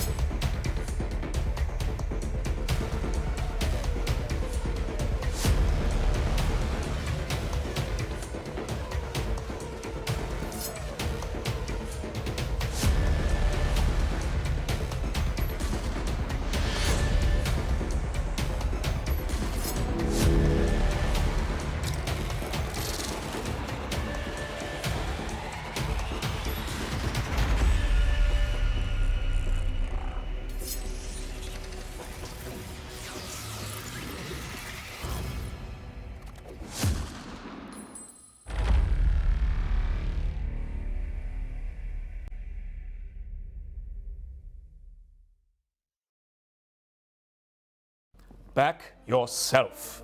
You heard me. Don't back a horse. Don't back a stranger. Don't back a man who dresses like a shinobi. Back yourself. You gem. You rock. You star. You train like a pro. You should be paid like a pro.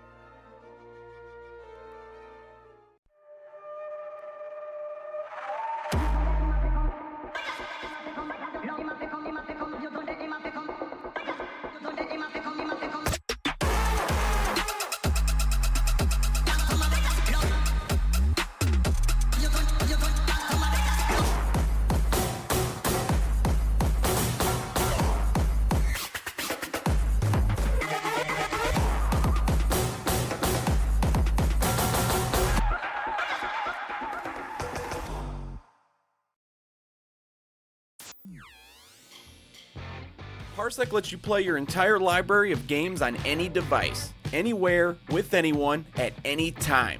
It's easy. Install Parsec and boom, your PC game library is at your fingertips. Are you bored playing solo? Share a link with anyone and go multiplayer. No friends online? Jump into Parsec's arcade and play with people from all around the world. Parsec's available for most things with screens. Download now.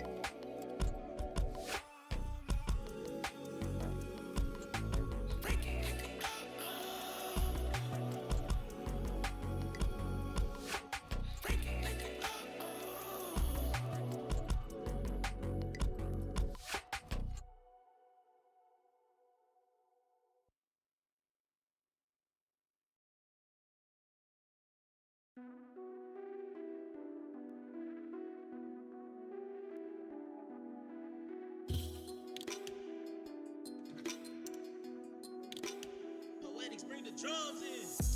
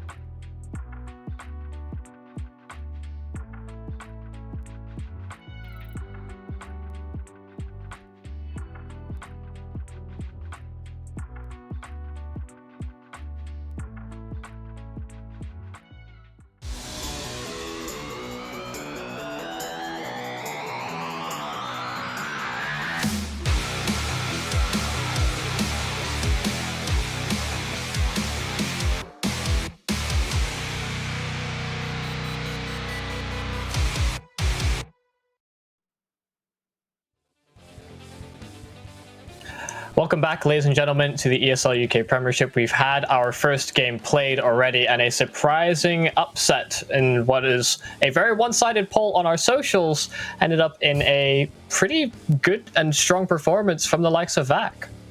Yeah, hopefully the 99% of people that went for Nerd Rage aren't too mad. Hopefully they've stuck with us, because that was a good game to start us off, almost as a nice little warm-up for this next one.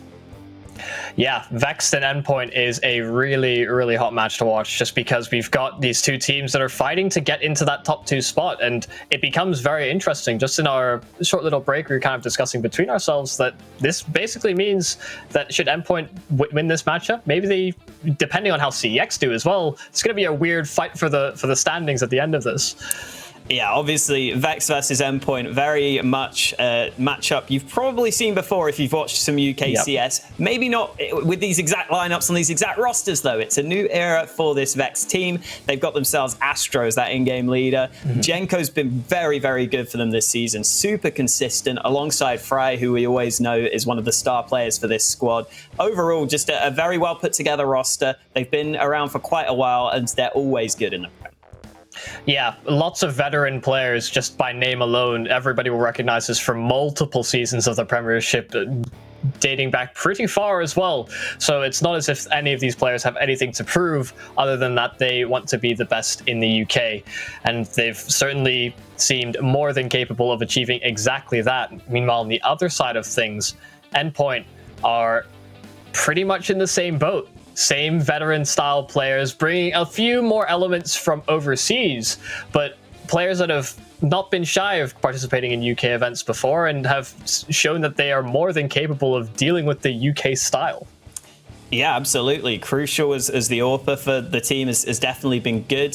There was a period of time where he was playing over in America on the Splice roster, so he's been all over the place in terms of trying to find a home for himself. I think he's found that here on Endpoint, and it's looking good for this team. They've got a lot of aggressive players as well, which means they can get that to work sometimes. If they're playing against weaker opposition, they are happy to play aggressive and take over games. Yeah, we'll see which map they may be taking over as we get our bans and vetoes underway. Mirage, Dust 2 already both gone. Neither team is particularly puggy by nature, and both of the more puggy style maps have already been taken out. Yeah, I think something I'm interested in seeing as this veto goes on is how which team decides to ban Overpass, because I think both teams have a bit of a weakness there. I don't think either team is too confident on that map, and I think you can see them both leaving it in for now and kind of flirting with the opponents being willing to play it. So Nuke goes away from Vex, Endpoint banning that train, which they played a couple of times earlier, they ended up losing, and then Vexed banned the Overpass, and wow, we go down to the Vertigo. We're seeing more Vertigo, UV. Yeah, we've been seeing a lot of Vertigo this season as a whole, which is surprising to, I'd imagine, most people, but it is seeing more play competitively at the higher echelons as well, so there's more to take from there, and it always becomes, which team do you study the most? Because there's all these different approaches to how you want to maybe take the A bomb side or how you set up in a B side default, and with the map undergoing some alterations recently, it's about who adapts fastest. Yeah, that's what we were pointing out last week. It's a chance for these teams to maybe put in a bit of prep time. If they come up with something new, then they could get a really big win near the end of the season. And we see our fan vote currently slightly favoring Endpoint. Yeah, it's a lot more narrow. It's a bit more of a coin toss for sure, because just by, if we took the organizations out of the equation, which we shouldn't really do, but if we just talk about the players head to head, they can go blow for blow. But the time and dedication that each of the teams puts in, that really will be what separates them. Sure, performances matter, sure, hitting the headshots matters, but they've got so many consistent fraggers that doesn't seem like that will be too much of an issue. Yeah, definitely. I think as well, coming down to Vertigo, it is kind of exciting. I know that Endpoint were quite an early adopter of this map. They've played it, I think, twice so far this season. They got 2 wins on it. We'll see if they can continue their fine form on Vertigo as we head into the match. The big match of the day, Endpoint going up against Vex. Yep, Endpoint will start on the CT side. They had a strong performance against CEX recently on their CT side holds in particular. We'll see if Mighty Max can get anything going for himself over towards the A bomb site, because that's where Vex are heading in heavy force. They found so much success in getting this bomb planted already for the Vex side, and they're still retaining their numbers, still equal fields for both of the teams. But Fry pushing forward, gets 2 headshots, pushes the CTs further and further back, and it's the triple from Fry to get the first round for Vex on the T side. There we go. Fry was one of the players we talked about in that pre-game segment as being one of the standouts for this Vex squad, and he proves it there with a lovely 3K, playing behind that box on the site, which isn't easy to do. It's not a position where you get a massive amount of cover, so you have to make sure your positioning is just right around that box, and he does a fantastic job at isolating those fights and getting Vex on the board early, and that's a good sign for them, because Endpoint, like you were saying in their previous Vertigo game, they won it very convincingly, so just getting some early rounds here for Vex will be nice, but look at this flank from Robin. Oh no. Jenko just goes back to clear it. Robin could have lined them up and been such a huge element for Endpoint to find so much damage on these Vex players, but it's very, very fortunate on Jenko's timings. Could have gone so awry for Vex. Still a whole lot of map to explore and a whole lot of time to grind down. Next, are just making sure there's no more surprising elements. No Nook that's gone uncleared, so that Endpoint have a way into this.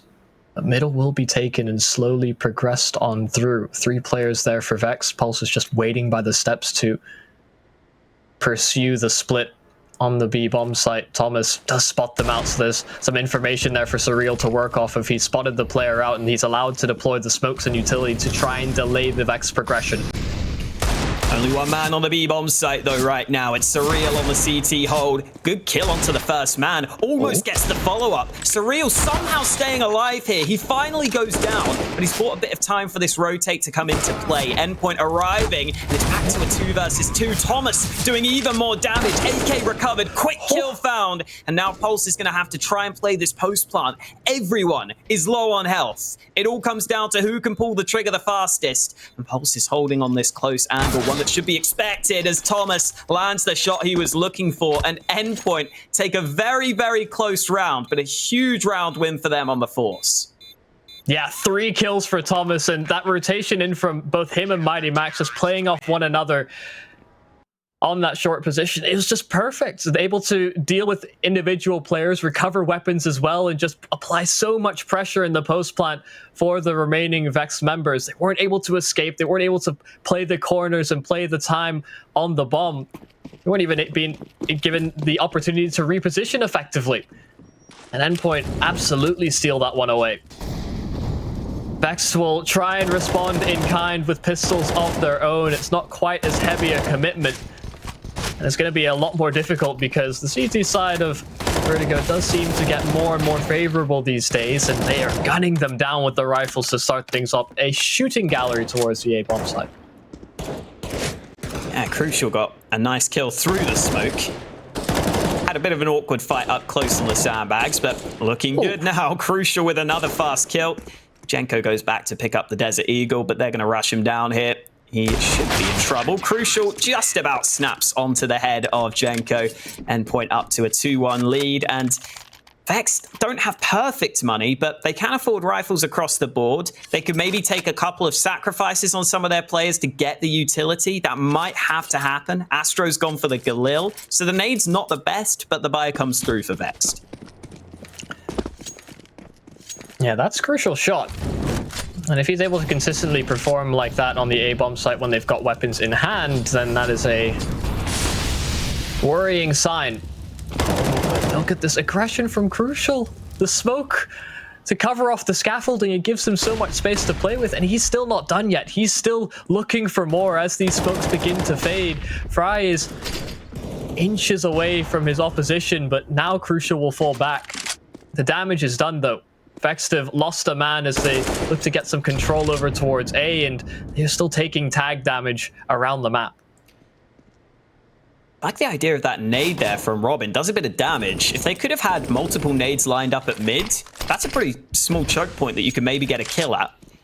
I've also been interested in looking at the CT setups, and oftentimes teams can start with maybe 3 players on A or maybe a 2-on-2 setup across the map, and then they maybe rotate back around and start to cover off some other positions. And you can see Robin is the man covering off mid right now, dishing out even more damage. Vex don't have much utility left here, down in a 4v5. Crucial continues to take information on A. It looks like Endpoint have got all the information they need right now.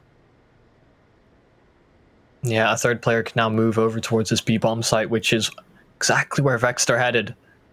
Again, that lack of utility may come back to bite them because so many of these angles and choke points that they hope to cover off will be exposed. Thomas lines them up as they move in towards the site. Surreal able to combine and tow, but it has to be Fry, and he's performing 2 quick kills, but not able to find anything further as there were 3 opponents on screen, all able to deal with him effectively. So that's a 3rd round for Endpoint, and Vexed, although they got that 1 round with the half buy together, they have not seen too much success in the pistol and respective gun rounds. Yeah, the one positive for Vexed is that Fry's been landing shots, but the rest of the team haven't been able to. There was always the risk there that that early buy was going to go against them with having not as many nades as they might have wanted, with having the Galil in the hands of Astro. So unfortunately, they could be going down early as Crucial gets a lovely spam through.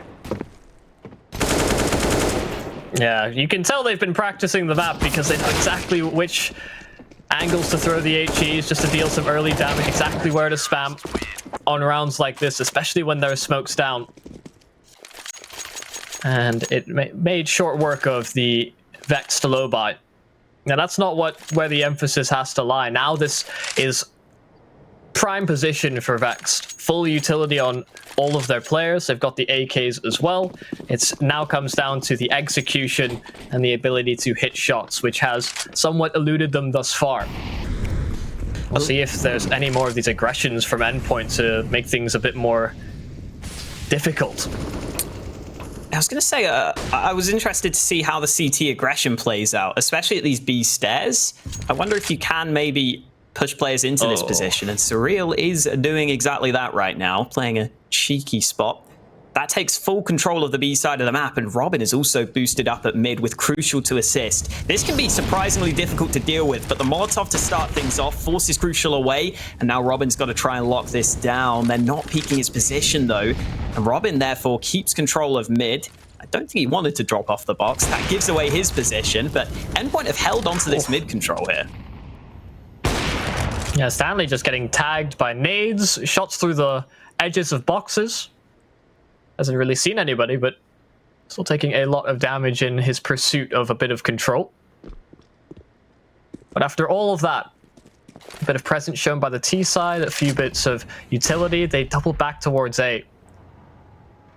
Walking all the way to try and avoid being found out too early, but Endpoint are in some strong positions. Mighty Max a one and done angle over on this A site, but they're simply waiting for the clock. 30 seconds to pull the pin and get this bomb planted, but will they clear and find out where Mighty Max is playing from? The flash goes in, they go up short. It's going to be a fast kill, an entry there for Vex, but they need to get this bomb planted.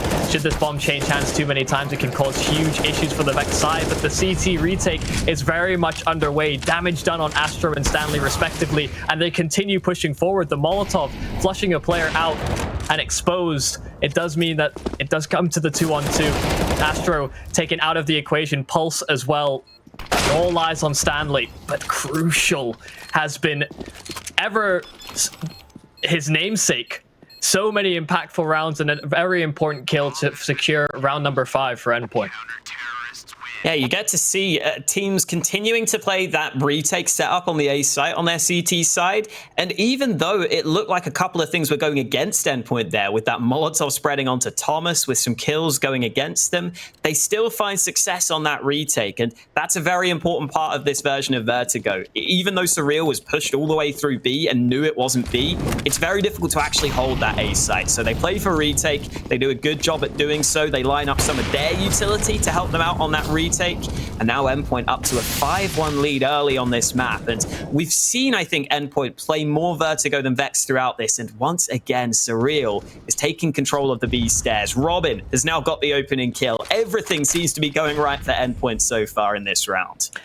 That's the second time we've seen Robin commit to that as well, going down the ladder just to be a nuisance towards the A side of things, and he just backs himself away and takes control of T-spawn as well. So one of the rotations is gone, but they will accelerate towards the A site instead, where they're meeting the ult with Crucial. Fortunately for them, they can live and sleep safely knowing that Mighty Max has been dispatched up, but they still haven't dealt with the AWP, and he's just rattling shot after shot, and he remains elusive. They continue to take these fights, and sure, they can fight back, but Vex just haven't gotten any sort of control of this A site, given the amount of resources they've committed so far. Astro's inching onto the bomb site, but the nade has landed onto his teammate. Astro with the first kill. Again, not much cover behind this box, but he's going to look for the bomb plant. Robin has a nade. He'll bounce that off the wall, and Astro takes huge damage, down to 7 health, and Surreal is set up nicely to land one shot to get the kill. Great nade from Robin there. Again, Endpoint continue to play back on the A-bomb site. This time they fought for the site a bit harder, but they always make sure they have a couple of players hanging around in those back lines, making sure they can close out the round win. And I think the most important thing is Vex need to realize that aggression that's going on over at B, because they haven't spotted Surreal push down yet, and they don't realize how much map control they're losing there. Yeah, he's done that now 2 rounds in a row, and he's not been spotted either time. Each and both times they've only had one player sort of hold on to mid control ever so slightly, but still cheating towards the A site rotation, which, like you said, they can just play for the retake. They're holding onto their utility because they're not being pressured so heavily.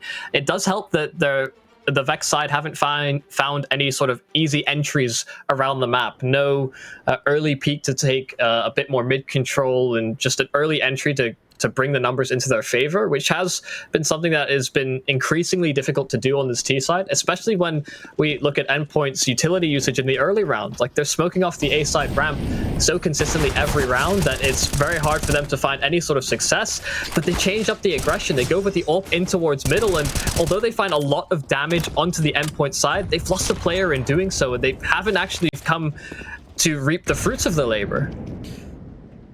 Again, Endpoint, love this aggression. It seems like on this version of Vertigo, you can get away with this, and Pulse is in trouble. He's a dead man. No. Surreal's biding his time and eventually lines up their headshot. They finally spotted that B aggression, but it's at the cost of Pulse's life. And being 2 players down in this round is not a good look for Vex.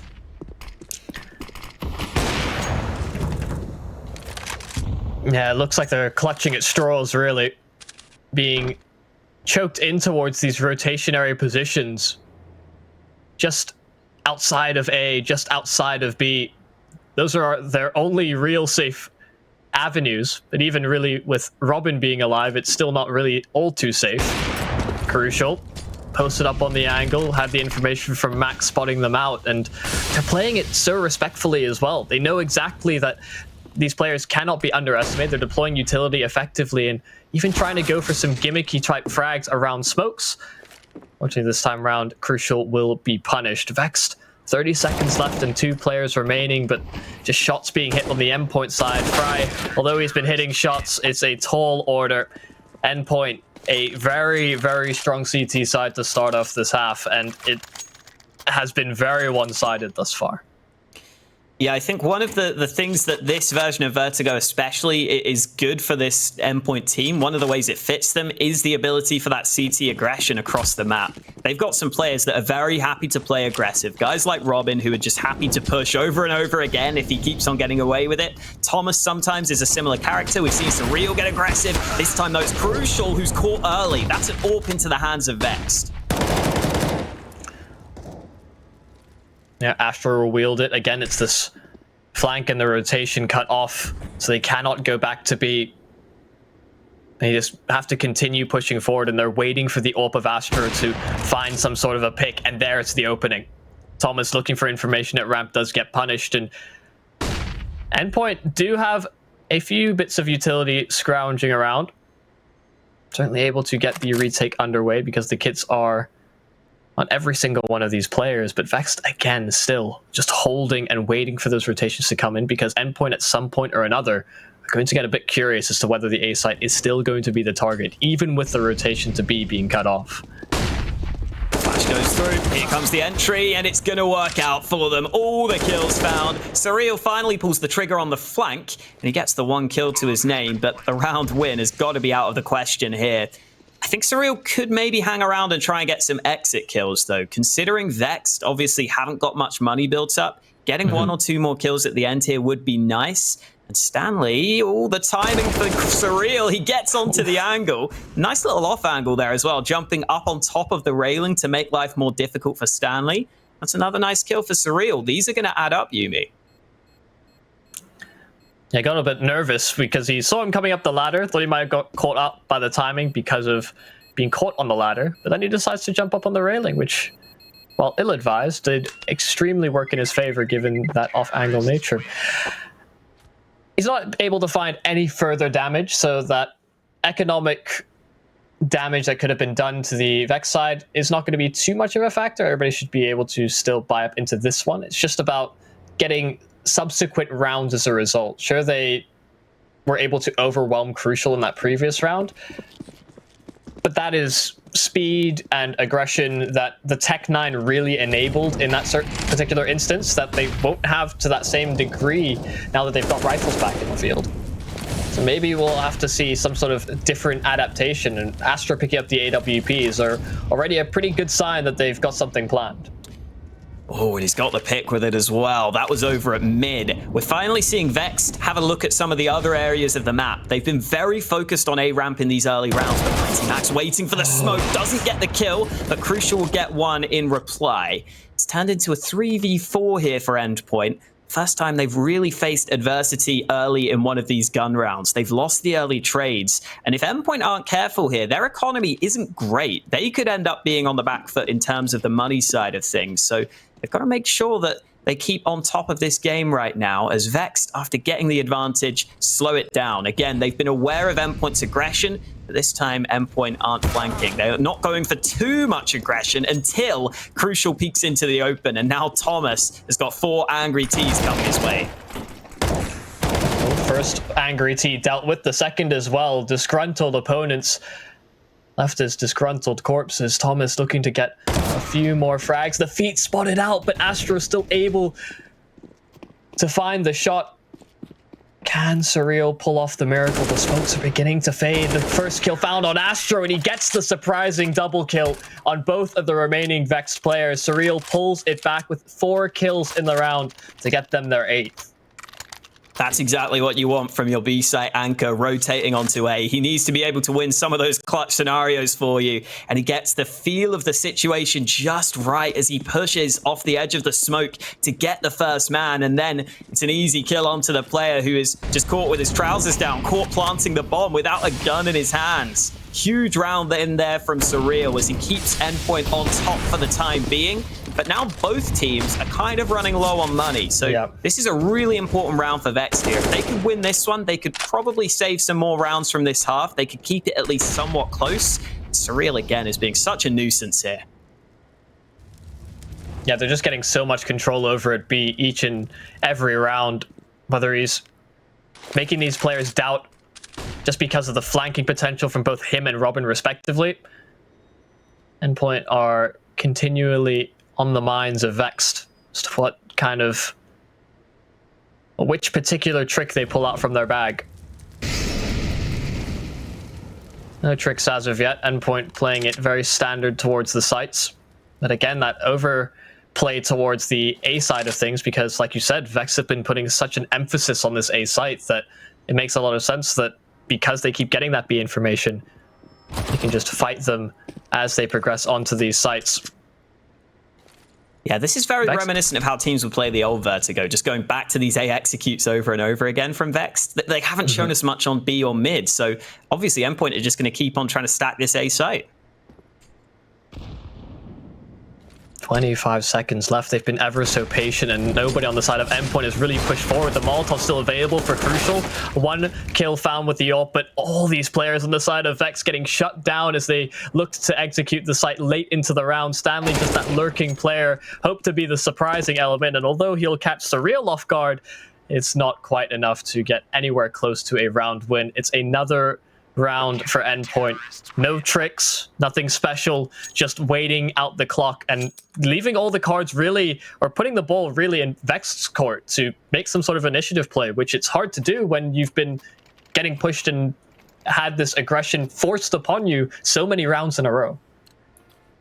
I'm slightly surprised we're not seeing another timeout called by Vexed at this point. You'd think this is maybe the sort of situation where you've got to take the timeout and start to realize, hello, run boost round. No! Oh dear. Oh, Pulse down to 1 kill now after he falls off the map. It looks so much better in the movies. Yeah. Oh no, Robin's in behind. He whips his lines, but he gets the kill either way. Endpoint making the most of the mistake that Vex made early into this round, getting all the kills to start things off. A 4v2 advantage for Endpoint, only having to get 2 of the kills themselves though. Well, let's see if they're able to salvage this somehow. Fry is certainly been dealing the damage alongside Astro and Stanley. Jenko's up there as well and looking to try and get some effectiveness on this AWP. Mighty Max is playing so patiently. He knows that his teammates have him covered in that It's not likely that they have a Molotov to spare, considering they haven't thrown it yet. But Mighty Max remains uncleared, and he's going to line up the kills. The first one's not quite so sharp, but Jenko's going to get caught out by the jumping up play by Mighty Max. And Endpoint will take a 10th. The heartbreaking thing about that round for Vex is that they've probably pulled that off to a consistent enough level that they are comfortable doing it in a game. So many times in scrims, and so many times in practice. But now, in the round they needed the most, they vanished.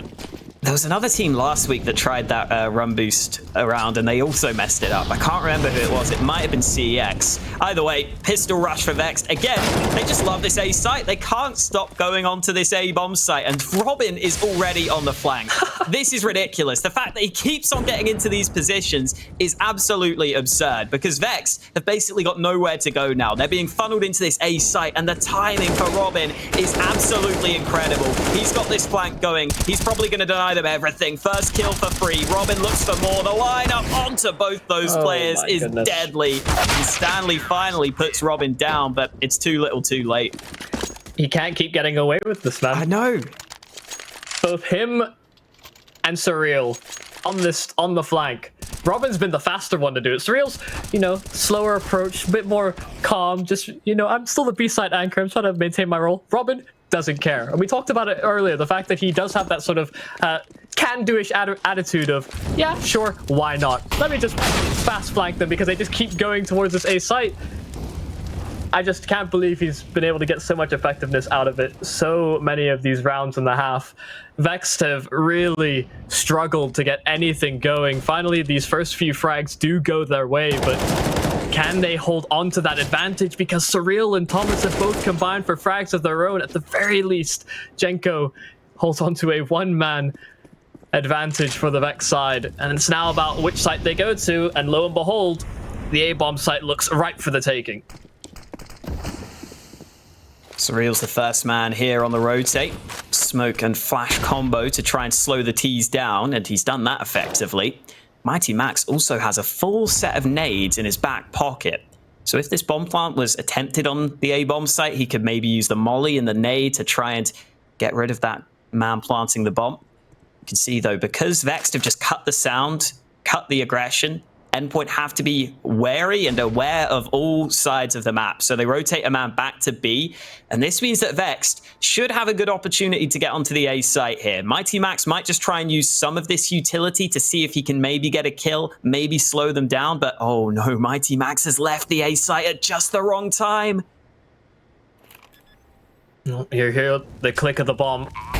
He knows it's going down, and the Molotov, sure, it'll flush Astro back, but the situation has changed poorly enough for the Endpoint side that they've had their fair share of retakes on the A-bomb site, so why not go for it again? Astro, a missed shot on the AWP that could have sealed it in, gotten themselves a third round, and Max is committed to this flanking play. They're none the wiser. They're not suspecting this at all. Astro with a flash out. Mighty Max gets two in quick succession, and he makes it all the more doable, but Jenko swats Surreal out of the air to finally get a round in which Vex seemed to hold the advantage and manage it to close out a post plant.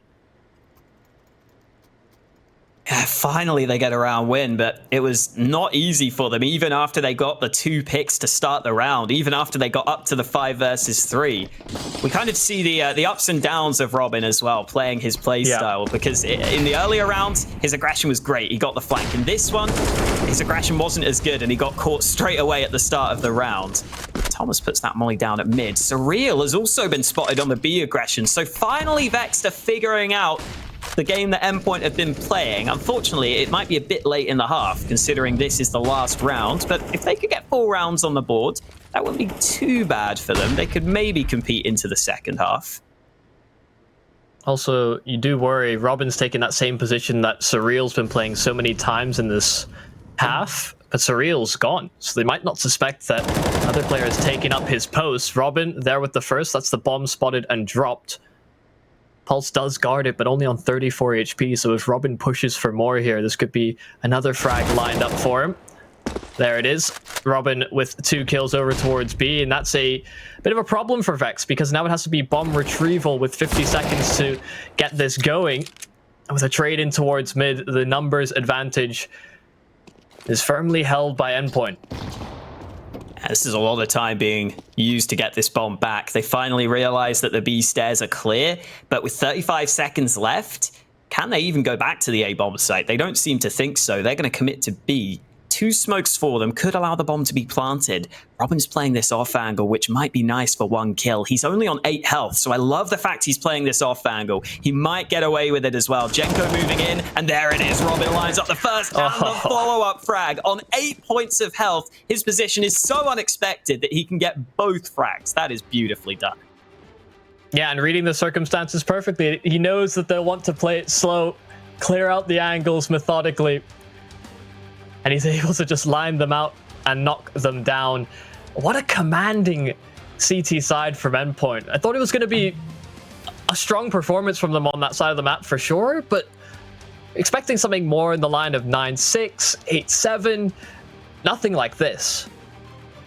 Yeah, you almost wonder if Endpoint were kind of aware that Vexed were very much an A-heavy team on that T side, because right from the get-go, it felt like Endpoint were happy to get aggressive in those other areas, were happy to get all the information and to stack that A site. And then they also played the retake game on the A site very, very well. So great stuff from Endpoint. And now heading into this second half, if they win this pistol round, that could push them over the edge. It's 2 sets of nades for Endpoint getting into this T side pistol.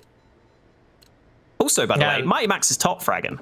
Just about, but he's top fragging. Yeah, well, you were saying it was good to see him in the top plays, him able to show up for the team. But it has been a very well-rounded performance, really, from this Endpoint side. We'll see if they can continue that on the C side of things. Like you said, this pistol, oh so important, even more so for Vexed. They need a lifeline. They need a way in. Something to put a bit of wind under their sails, but they've committed to a very awkward mid-stack, given what we know about how Endpoint are approaching this. Well, thankfully, they've given up that mid-stack now, but the smokes are going to come into the A-bomb site, and with the USPs, it's very difficult to spam through and land shots. You can already see Jenko trying to line it up, but it's not happening for him. They're jumping onto the bomb site, and Mighty Max is getting that bomb down very quickly. No kit as well for the CTs. That's a big problem. Yeah, they have to push and use their numbers fast if they want to try and get this done. Vex, another smoke, they push on through. There's a back and forth trade between the Ts and CTs, but they are shutting them down on the retake attempt. Vexed, it was a crucial round for them to try and win, but they fall oh so short. They stay at 3. Endpoint will progress onto the rifles and the SMGs, and with the score being this dramatically in your opponent's favor, Stanley's already forced up. No one's the rest of the team don't follow suit. That is a very big disconnect between him and the rest of the players. Gonna have to see Stan be the main man for Vexed in this round. Oh, Astro's done for here. Thomas clears the angle. He knows there's also a player behind him, or at least there was. That man is now backed away. Crucial using the MP5. Nice silenced SMG to have, and with Stanley out of the round, there's not much for Vex to do at this point, sadly. With just the default pistols, they are in trouble. Pulse already picked off. Crucial goes a bit too aggressive, gives away the MP5, but it shouldn't be too difficult to clean this up at this point. Yeah, the utility will make things a little bit more awkward for Thomas, but Robin is just holding for the jump up, which, given the utility that's down, the only real viable option for any sort of visibility. Well, it is easy cleanup for the T side. I do not have a lot of belief.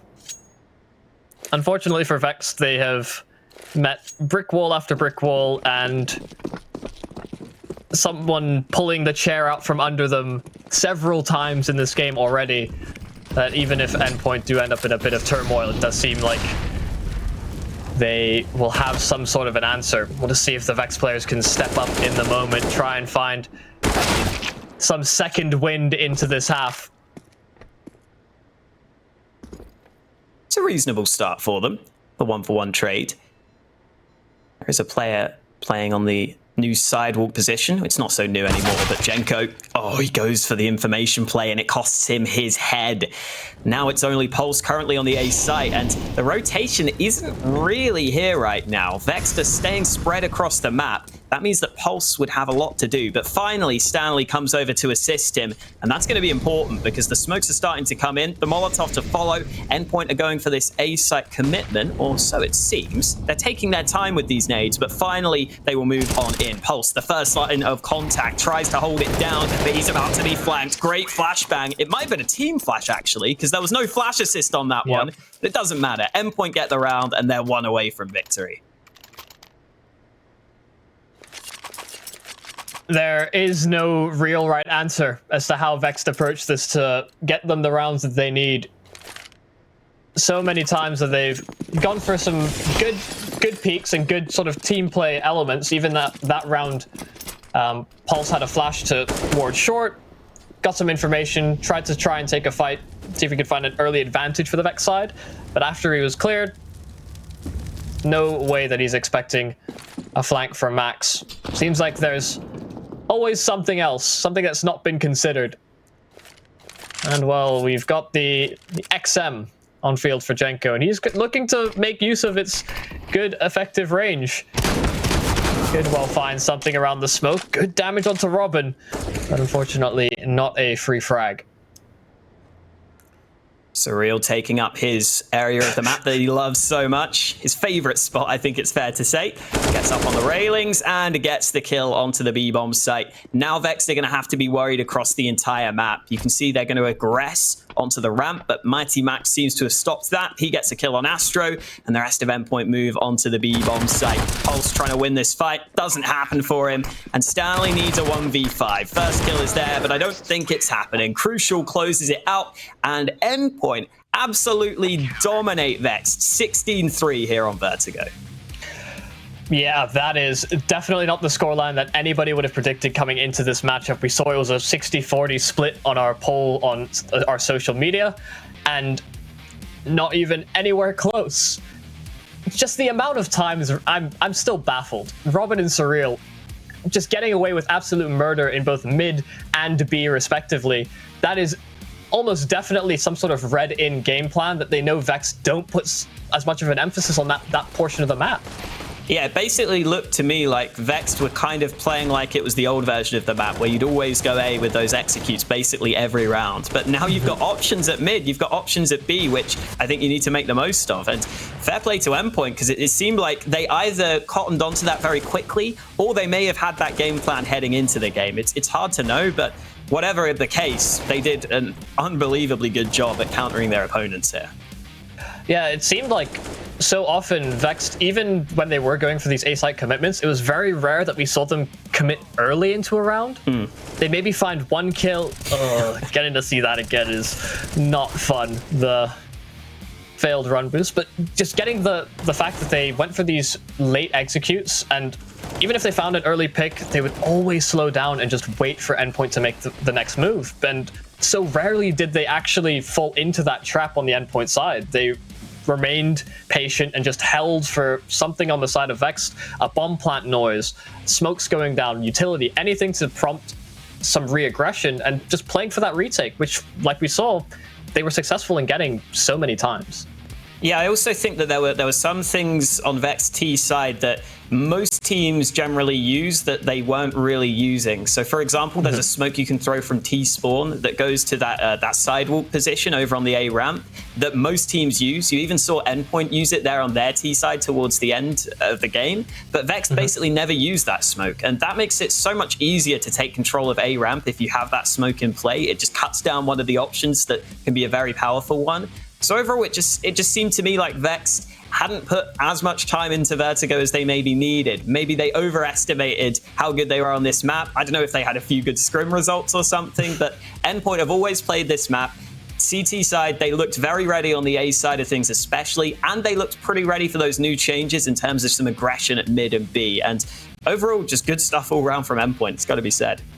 Yeah, a really good all-round performance from so many of the players, and a good few rounds from individuals on the side of Vexed as well. But of course, you can vote on our poll on Twitter as to who you would think is the player of the match, and it's unsurprisingly all of the votes are going to one of the endpoint players because, I mean, they just all played so well off one another individually. They had all these different highlights between them, but some good names in that mix for sure. Yeah, again, we were talking about Mighty Max and his ability to frag as the in-game leader. He actually has been pretty much hanging with the rest of the team, which is exactly what you want from your in-game leader. Robin had all those flanks, and then I feel like Thomas almost just quietly ended up being the top fragger throughout that series, but he did great work over on the A site round after round. So good stuff all round from Endpoint. I think for Vexed, maybe back to the drawing board a little bit on Vertigo, especially on the T side. Maybe they would have been a bit better if they started CT, but we'll never know, Yumi, because they never really got a chance on that CT side. Yeah, it's almost reminiscent of the older Vex lineup, not the one that's currently sort of the taken over from recent gaming style, but I think I had a conversation with Russ some 6 to 8 months ago, or when Vertigo started to see a bit more circulation. It was they came up with a few strategies, and actually holding for that sort of A-site aggression and late round aggression was something that they had toyed with and had used quite a lot. But it's almost as if that those months of preparation and the months of having Vertigo in the pool, like you said, just all out the window, straight back to basics. This is Vertigo for the first time. We know this A-site execute, and it's really, really, really good. But it just took so long for them to get anything rolling at all because Endpoint weren't giving them those peaks. Yeah, exactly. Endpoint obviously playing that A retake very, very well. They would also have players somewhat fighting for the site to at least slow things down, which is always important to have. So they had a couple of players there that would commit to the bomb site to get the kills.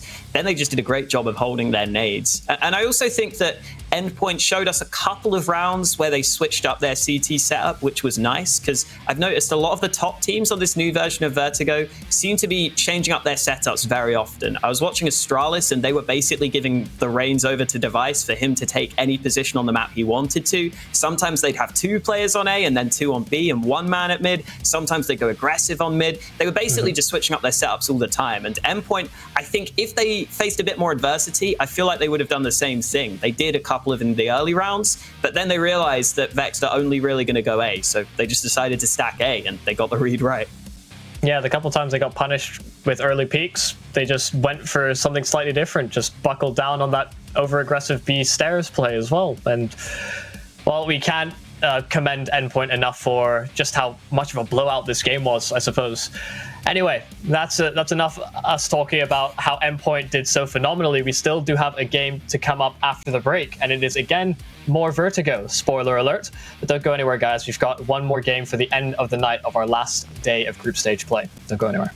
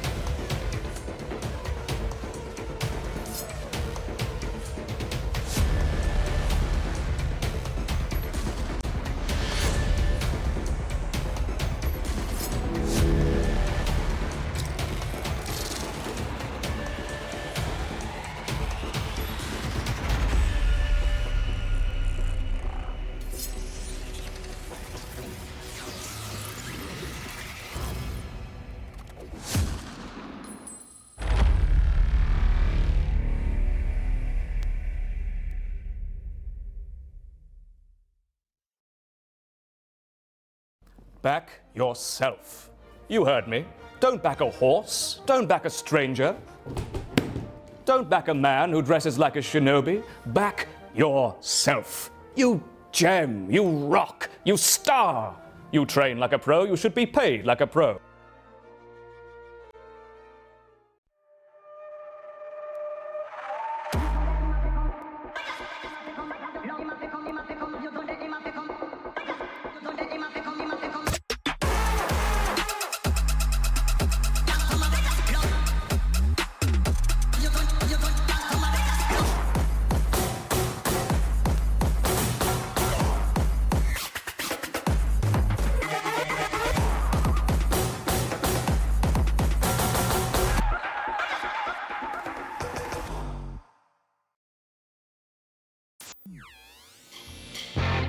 Parsec lets you play your entire library of games on any device, anywhere, with anyone, at any time.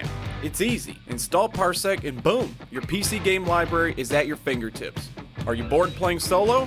Share a link with anyone and go multiplayer. No friends online? Jump into Parsec's arcade and play with people from all around the world. Parsec's available for most things with screens. Download now.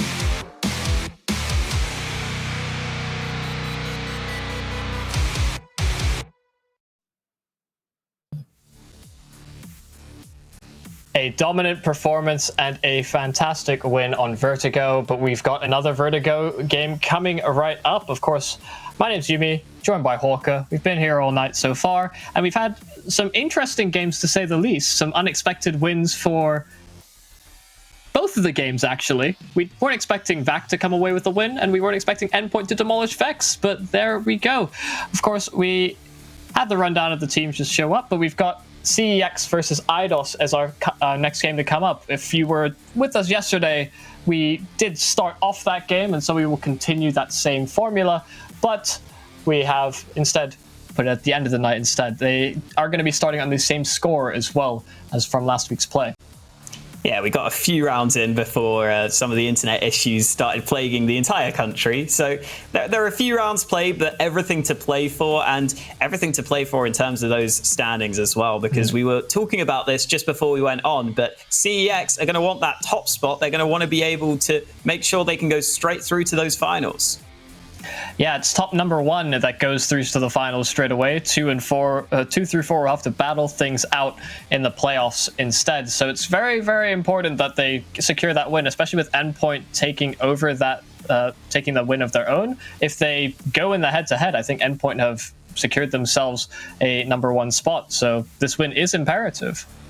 Yeah, and they're up against an IDOS team who don't really have much to play for at this point. They can't make playoffs, so they're just basically playing spoiler at this point. But sometimes, Yumi, I feel like the most fun thing is when you're playing for nothing, but you know you can spoil your opponents. That's almost like a little tantalizing prospect to have, and you can kind of play with no fear, you can kind of play for fun, and that can sometimes work for teams.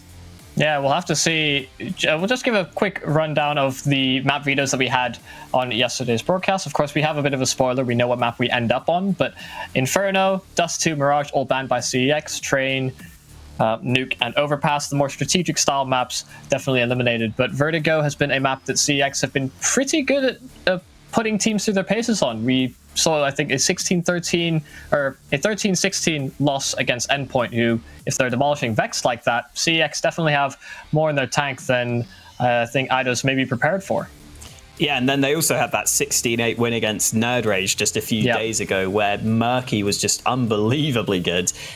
We were talking about a question mark in my mind is, can Murky be that good again as the AWPer on Vertigo, which is a map that normally doesn't massively tend itself to the AWPers? That's something we'll definitely be keeping an eye on, though, because he's been great this season. Yeah, we put a poll up on Twitter, and we have the results in front of us, 82% to 18. It's not the most one-sided we've seen tonight, astoundingly, but it is still a very, very one-sided affair that most people believe CEX we should be able to take. But we've kind of laid out the caveat a couple of times. I know you mentioned it on yesterday's broadcast as well, that CEX aren't really used to being in this top spot that often. They're quite often a team that does go on the back burner, but they are going to be playing things out from the original scoreline. So it was 3-2, I believe, before we had to cut things short due to mass internet outages, and they are going to continue in form. That's why the guns are out immediately to start things off. Yeah, we'll get that score sorted at the top of your screen shortly. It should be 3-2, and it will update after this round. But right now, we've got to focus on the round at hand, because CEX have got full control here. Nuke Dog, quick flick to the face of Artist, and that should settle this round. IDOS, I think, are going to have to back away at this point. Good start for CEX here. A quick gun round onto the A site, taking a page out of Vexed book, but finding a bit more success than Vexed did. Yeah, everybody's staying alive for CEX thus far, and Nuke Dog is on the hunt. Let's make sure these weapons aren't a factor into the following round. The first kill found, and actually is able to adjust in time for the attempted trade by Steffo. Nothing held for IDOS going into round number 7, and there's the score updated for you. It's an equalizing round there for CEX. And it should be the chance for them to take the lead, considering IDOS have invested a grand total of $500 into this round, which sounds like a lot, but in Counter-Strike it really isn't. One flashbang and one P250 bought, and the quick mid-rush. This can work sometimes. Impact here's got to be careful, but he is. He gets a spray onto 3 players, and that should pretty much put this round over and done with. Pretty sure Impact got dinked by one of the USPs, so it must have been through one of the IDOS players before it reached his scalp. Either way, it seemed like they've made good progress towards A, although meanwhile Artist has found a kill, as did Steffo, but no real hopes in winning the round or doing any more damage. CEX now with their first lead of what we've seen of this game today. My question to you, Hawk, is, do you remember much about yesterday's games?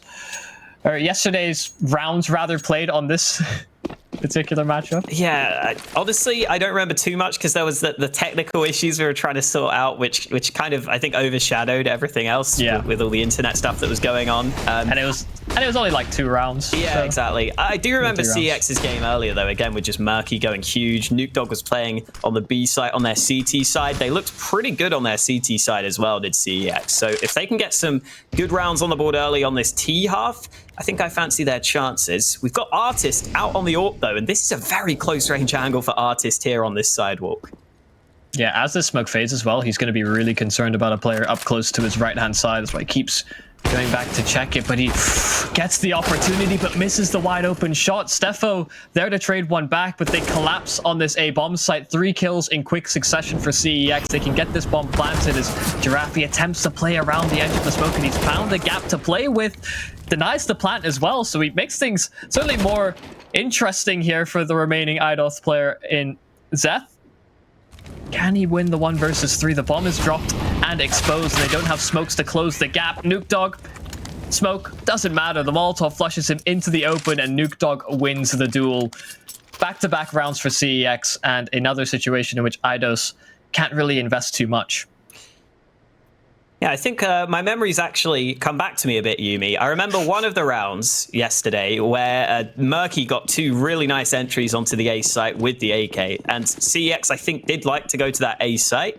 And by the way, this is why Vex were trying to go to the A site round after round, because your execute can be very, very powerful if the opponents don't know how to play against it. And we're already seeing Eidos struggle to hold. Extinct, though, in the midst of the smoke, gets away with a kill. Murky is in behind him here, but he's having to look both ways, and Extinct comes away with another frag. Those are endangering plays over towards A, just jumping through smokes and causing so much havoc over towards that side of the map. Cypher, a quick entry towards B, as that will be a bit of retribution, a bit of safety for them, but they've lost more numbers as they progress. Cypher has to pull and find more frags for the CEX side, because he's all that's left. He's all that stands in their path for a round win that is completely stolen for Eidos, but this smoke, for now, will deter any sort of battling. Good headshot onto the man who was in that smoke previously. Giraffe's the only player to pick up a rifle so far. Jay Steffo's still got the Deeg. There is a Molotov as well. Cypher might be able to isolate these fights. He gets the kill, but it's the Molotov that gets the kill after. He was dead. Great shot from Giraffe, and Eidos win with such a weak buy. That all comes off the back of those early kills in the round, though Extinct coming away with some massive frags. And then from there, Eidos turn it into a round win. Yeah, that was almost the material equivalent of that sort of mentality we came into this game with, because Eidos, I don't believe, have a chance of getting through. It's kind of that, got a point to prove, I'm just gonna throw whatever at you. An Extinct jumping through smokes. Certainly one way to get CX a little bit hurt in the mental game. It's not something that many players will expect, especially not the way in which it occurred. See if they can recover, bounce back, and hold some composure. Went around right back from Eidos. Those gimmicks aren't the most consistent sort of styles for the CT side. And with them finding an early kill on Artist, they already have the advantage. Everyone's loving that gap in the sandbags. Everyone's trying to use it, it seems. Extinct getting that kill at mid, and oh, Jay Steffo can't spot it. He's now looking to reposition. The AK Solo holding this position. Oh, this is awkward for him. They're closing the distance. He's got to back away now, and he might not get back to safety. He's got a nade in hand. MT shoots his teammate after finding the opening kill, but they can now explode onto this A-bomb site. Giraffe's got a gap to work with in those smokes. He's sitting in the midst of the smoke right now, trying to see if he can deny this plant, but the molly gets him, and he can't get away from it. Murky with another kill onto A, and the bomb is planted safely. The Molotov spread from up top and down, and it caught him off. Eidos are still committing to this. There's 2 players up against 4. Usually most teams would call to save far earlier than this, but they finally make that decision. The 2 rifles will back themselves away. Of course, they had kits available as well, so there's a fair amount of utility to be brought forward as well. But again, CEX trying to hunt these players down. It was Nuke Dog before, now MT looks to progress on towards B ever so slowly, and just make sure that they don't over push and do more damage to the CEX side of the economy as well, because they're trying to stabilize in their own right.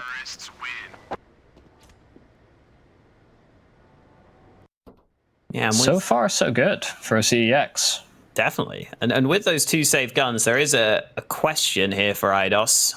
Artist also has a bit of money, but I think if I were them, I'd probably be saving this sort of round. It looks like they've gone for the same, because you can have the 2 M4s, you can have the pistols, and you can still compete in this round. We've already seen Extinct in a previous round with a pistol do a lot of damage. Giraffe wants to do the same, but Impact dodges under the bullets and gets a pretty easy opening kill. MT looking for more here. Another fight goes the way of CEX. Yeah, this time no utility to supplement these pistols on the side of Eidos. It's taking straight up fights and losing them respectively, and CX are still holding for more aggression. They don't want to get caught out by the same shenanigans. Fool me once, shame on you. Fool me twice, shame on me. MT Pretty easy kill there. Finally, some damage done. Extinct able to trade off the back of it with one of those rifles. And even though it is the 2 rifles left standing in a 2v4, they shouldn't have too many chances.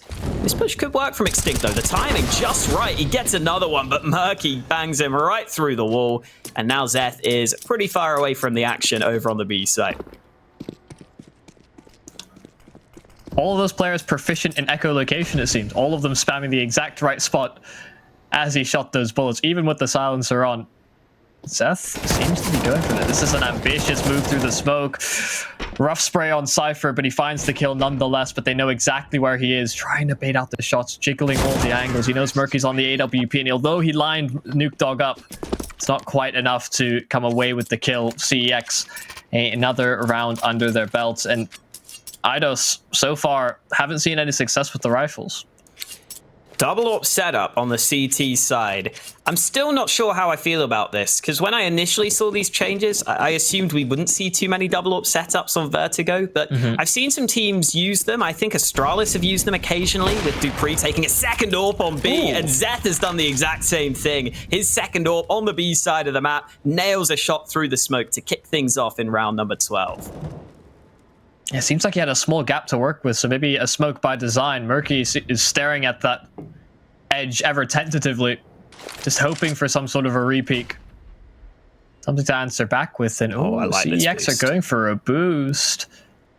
Seemed like they were going to try for it, but they made noise, so just abandon all the interesting things in the round. They may just fall into Zeth's AWP. There's the kill. He can reposition, fall back as he must, and the rotations are coming out for the CT side. Yeah, they knew the AWP was there. They just peek into it. I thought we might see some utility used. Instead, they go for the dry peek, and Zeth gets flashed in for a peek of his own. Even though Murky lands one shot for CEX, they're just getting picked apart by the AWP of Zeth, and he's gone for more. Wallbang lands, and he's on for the ace. Zeth absolutely annihilates CEX in this round. And any questions that I was asking about the AWP on the B site have been answered. Who needs 2 AWPs? The man's done it all himself. Artist, comparisons can be made, but what a phenomenal round. Just making use of a small little gap in the smoke to start things off and just hitting shot after shot. Like you said, no utility came out for CEX. He didn't have to worry about a Molotov landing at his feet or having to dodge around another smoke.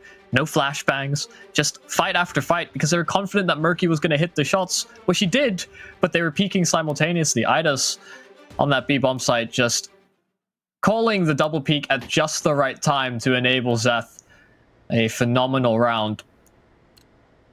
These rounds don't seem, unfortunately, too repeatable. It's a good sign that Zeth has come online and had a phenomenal round like that, but we've had now a pistol force-up and an ace come through as the only 2 rounds of play that we've seen today from Eidos. And well, CEX have had a bit more of a consistent sort of style thus far. Hopefully this is a good sign of things to come for Eidos. Maybe that reinvigorates them, but Murky has plans of his own. 2 kills to answer and start the round off good for CEX. And MT's still holding this angle where Giraffe is currently trapped. He doesn't want to move out of that position, realizing that if he does, he could be susceptible.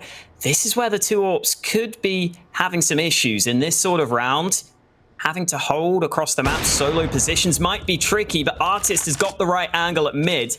Now he can back away, and he's turned it into this 3v3. In fact, Artist wants to go back for more. The Molotov gives him a bit of breathing room, so he's going to go for the fight, and Artist gets it again. These 2 AWPs are finding a lot of success, and Giraffe's got the timing just right over on the A site. It's only Cypher remaining, and CEX, despite having the early advantage, just get picked apart in this round.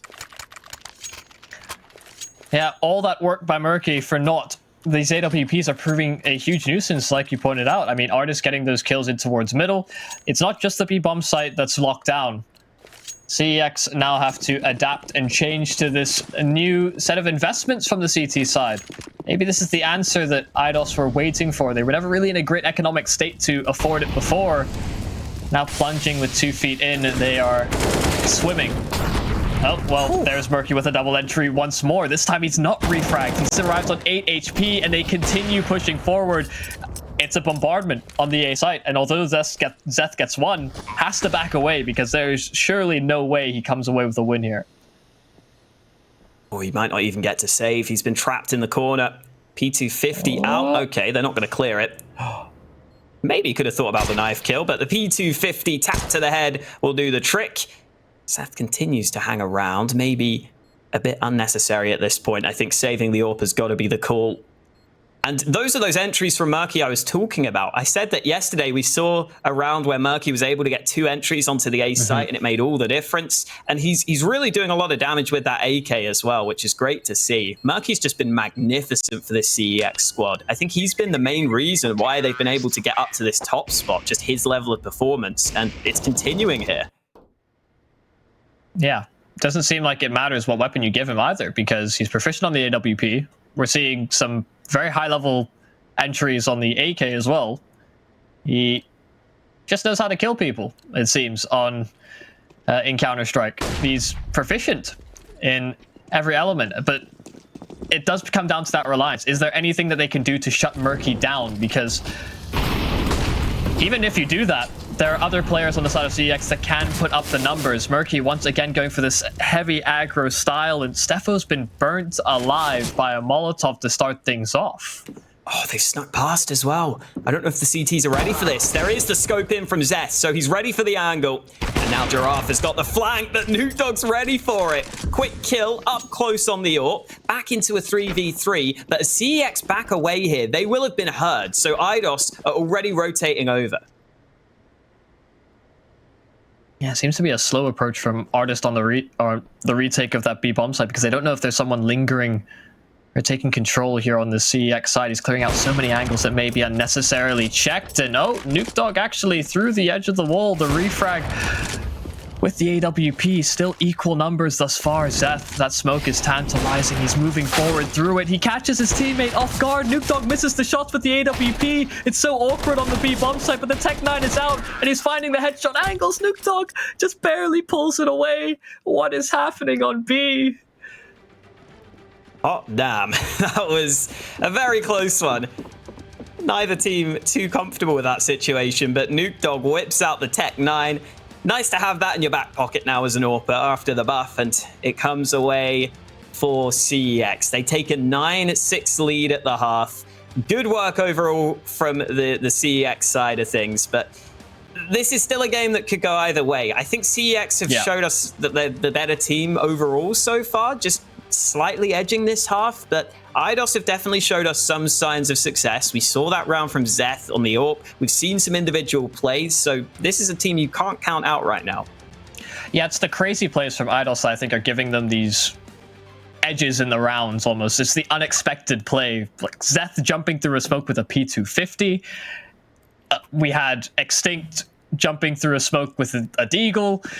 We've had these weird plays that most people would say are categorically incorrect, but has been enough to sort of edge them some of these wins. So if those surprising elements are sort of continued and CX aren't able to shut it down like they have been in some of these rounds, then it could certainly be an interesting story. Still an advantage held, and CX will have to see how they do on the CT side of things. Fast play towards B as they look to sandwich in these players, but the headshot angle held by Nuke Dog. He can fall back safely as well because they've taken aggressive control of B steps, and IDOS are really boxed in towards the B bomb site.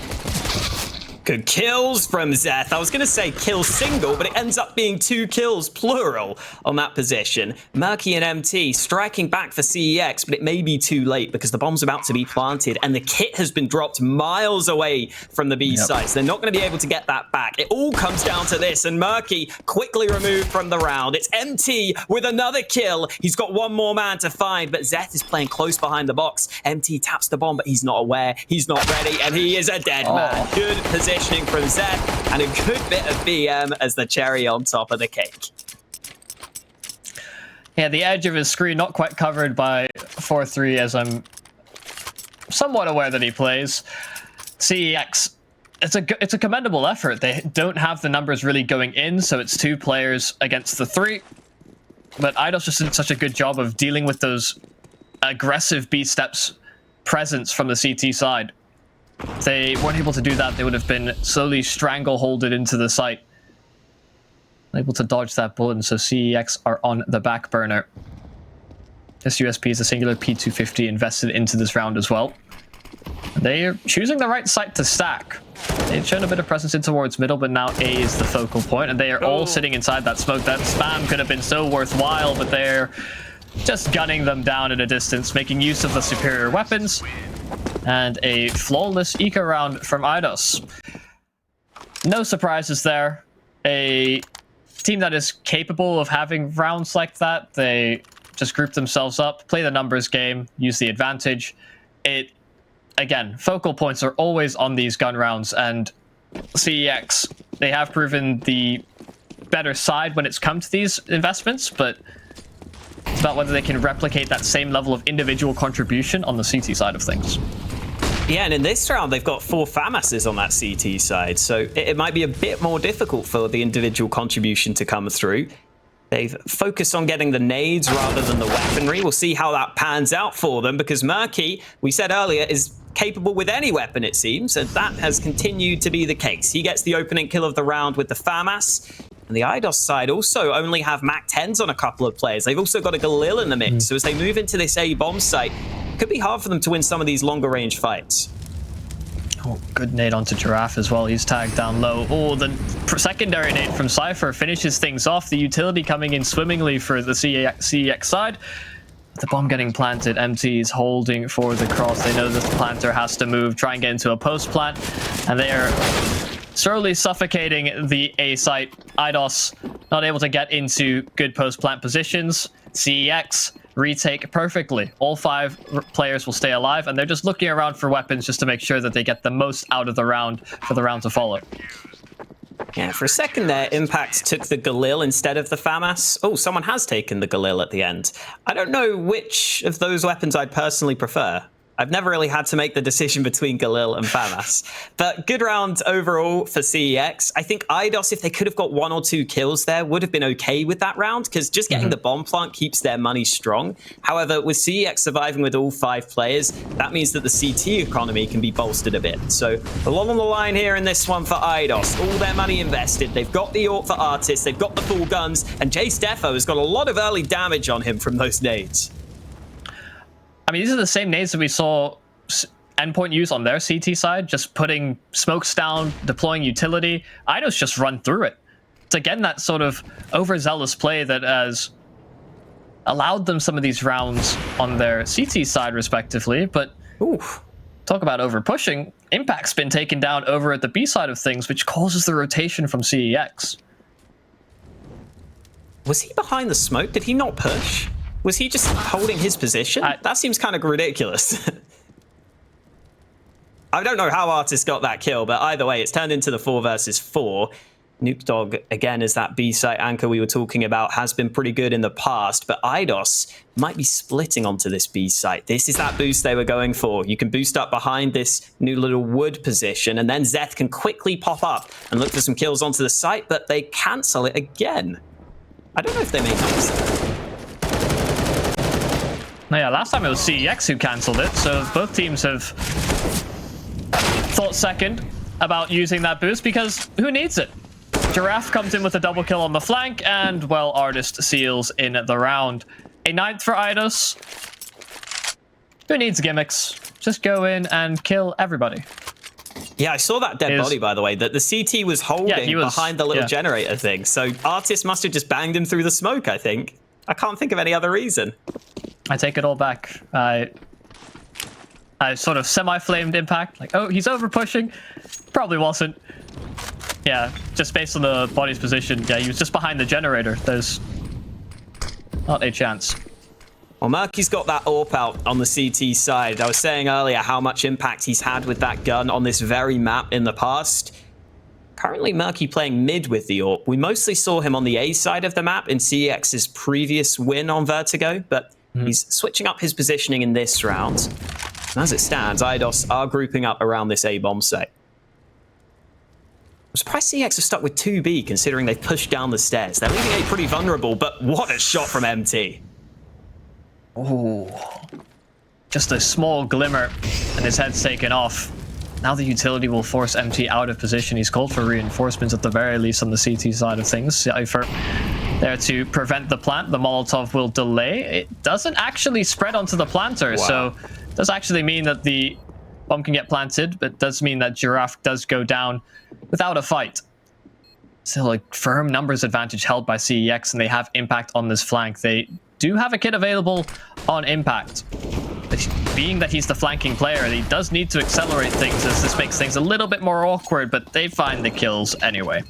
Individual peaks from IDOS don't go their way, and CEX move on to round number 11, and still able to retain the AWP, ever importantly.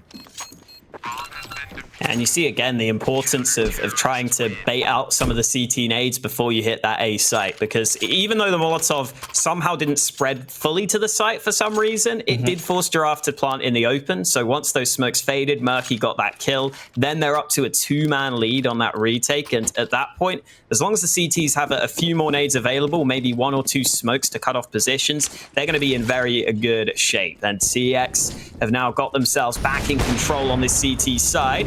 Murky missing that shot at mid, but they're only up against pistols in this round, so it shouldn't be too difficult for CEX, as again, they take this control of the B stairs. Impact's not going to that generator again. Yeah, not anywhere close.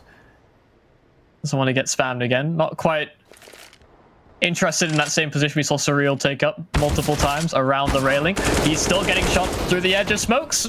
Impact has gone down. Nuke Dog able to get 1 for his troubles, but not quite what they were looking for from that early aggression, because rifles have been recovered. Cypher pushing forward. He lies them all up for a spray. It's 3 on the M4, but Artist recovering a gun with no bullets. CEX able to salvage that round together, but it had to come down to Cypher getting those 3 kills to make that all happen. Yeah, huge spray down from Cypher there. I think if he was against rifles, he might have been taken out a bit sooner, but because it was the pistols, they take a little too much time getting that kill, and then picking up the gun that has just been fully sprayed is a real shame. But it is now the buy for IDOS. Molotov at mid from the CTs will slow IDOS down on their early mid control, but they should take control of that position eventually. Not many nades here for IDOS, though. Only the 1 smoke left now. They've used almost all their nades that they had early into this round, and this smoke isn't exactly great. Impact might have a bit of vision over this if he wants it. Yep. Artist goes for the boost, and Impact spots him out immediately. Both of them prepared for that duel, but Impact faster on the trigger. Now, what do IDOS do with this mid-control? They can't really make use of that same boost. They know it could be exposed to that troublesome player on short. Another headshot angle being held by the CEX side. This time, Nuke Dog spotting presence towards B. So the game plan seems to be somewhat figured out here on the side of IDOS. I've had a player spotted in mid, a player spotted towards the B side of things, and although there's not been too much noise or presence made elsewhere, couple of drops, heard the bomb being thrown around, heard a player drop off of the boost, and well, they go for that boost peak on the B steps, and they get spotted out immediately. MT and Nuke Dog shutting things down towards B, but Zeph can do nothing to bring the round back in IDOS's favor. Yeah, I think IDOS there realized with the lack of nades that they maybe just wanted to wait and see if they could get a pick, see if CEX would peek them. But CEX were just very, very patient in that round. And because IDOS didn't have many nades as they moved into the B site, they couldn't even flash, they couldn't even molly out some of the standard positions that are played, which I think is very important when you're hitting that B bomb site. And you see, they don't really end up getting anything out of that B play. And now IDOS are back down on pistols. It's looking good for CEX. 13-9 up with a chance to take the top spot. They only need 3 more rounds, and this one shouldn't be too difficult for them against the weaker buy. Yeah, just waiting with utility out. Cypher jiggling the angle. This nade could do a lot of damage as they progress on towards the site. First headshot in. IDOS will take control of the bomb site wholeheartedly, but MT is there to cover his teammate from getting overrun by the swarm of pistols.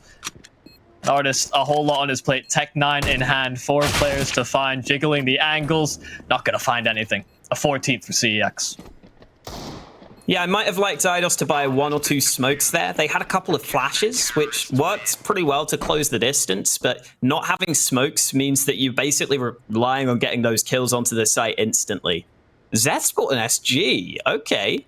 We do not see much of the SG these days, especially on Vertigo. There are quite a few close fights where I feel like you'd want the fire rate of the AK. Oh, no. Artis has been stabbed in the back. This is the most important round as well. Someone call the doctor. This is backs against the wall, and he should have had it, considering how vulnerable that part of his body seems to be. Well, I suppose it doesn't matter. The AWP of Murky takes him down anyway, so health or not, it may not have mattered, but the mentality of it all. Zeth, can you prove me wrong? I said it just shoots so slow. I don't believe it's all that viable. It's such a niche weapon, and like you said, those close range fights, the fire rate is so valuable.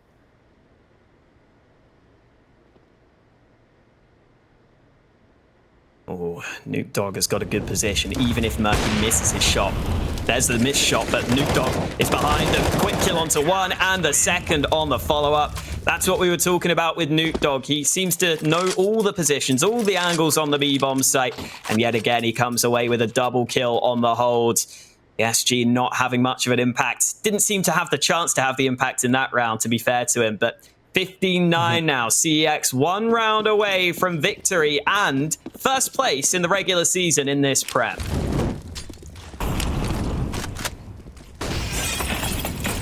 Yeah, 1 more round from the final spot. Eidos, do they have anything left in their bag of tricks? These sneaky plays, these overly ambitious ones at that. Okay, spamming Cepho. That little cubby's been used a few times today by different teams alike, but at least Artis finds more success over towards middle. MT almost lining up a spray transfer, but Nuke Dog just so consistent. Another angle in which he can produce big numbers for the CEX side, and that may have just done it. MT flashed up. Zeth still finding kills. Actually, the SG coming into play, but Cypher there to trade things back. CEX finish the regular season 6-1 with a fantastic win over Eidos. Yeah, their only loss in the season coming against Endpoint on this very map, but they bounce back here. They get the 16-9 victory, and with Endpoint slipping up in some of their other games, it is CEX finishing first, and that's something I think very few people would have predicted heading into this season. So props to CEX for a very, very, very impressive performance here in the regular season. Yeah, a few hiccups and a few rounds that didn't seem like Eidos should have been winning them, but it's just been such an impressive season as a whole. Nobody coming into this, I don't think anybody that's been on the desk or really has been involved in our sort of discussions or at all coming into the season. We're talking day 1, day 2, this kind of result from the CEX side, but they've done so well to really bounce back and show that they have more fuel in the tank. They've made some roster changes, they've got a new stride to their step, and just a different mentality, it seems. Yeah, definitely, and some of the players have really stepped up for this squad. I was saying that Nuke Dog on Vertigo especially seems to be having good performances. Murky's always there towards the top. I think Eidos in this game definitely had some positive signs. They showed us that they are capable on this map. They at least know how to play it, but overall CEX, just their team play throughout this season has been great, and that's been one of their biggest facets, I think, that's put them over the edge against some of these other teams.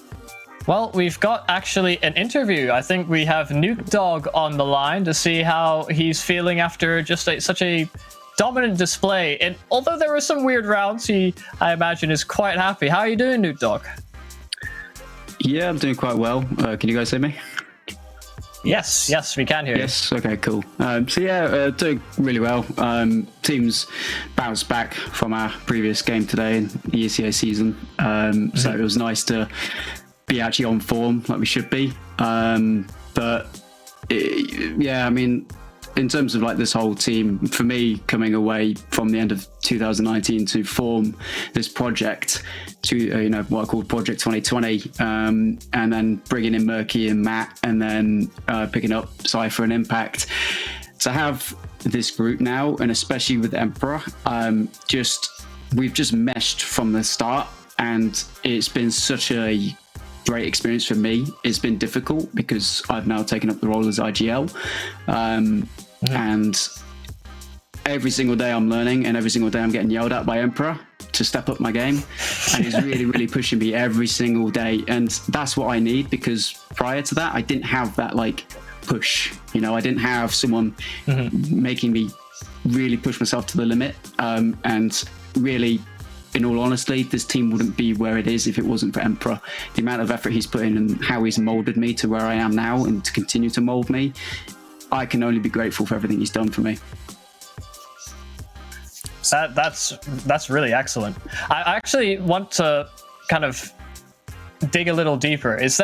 So because you went such a big sort of structural change with, you had a lot of long-standing members in CX before, and then doing that reshuffle, doing this little project, how much of the sort of older style of play is influencing this newer style in your own calling as well? And is Emperor the bigger factor, or is it this sort of the old foundation that you're building upon?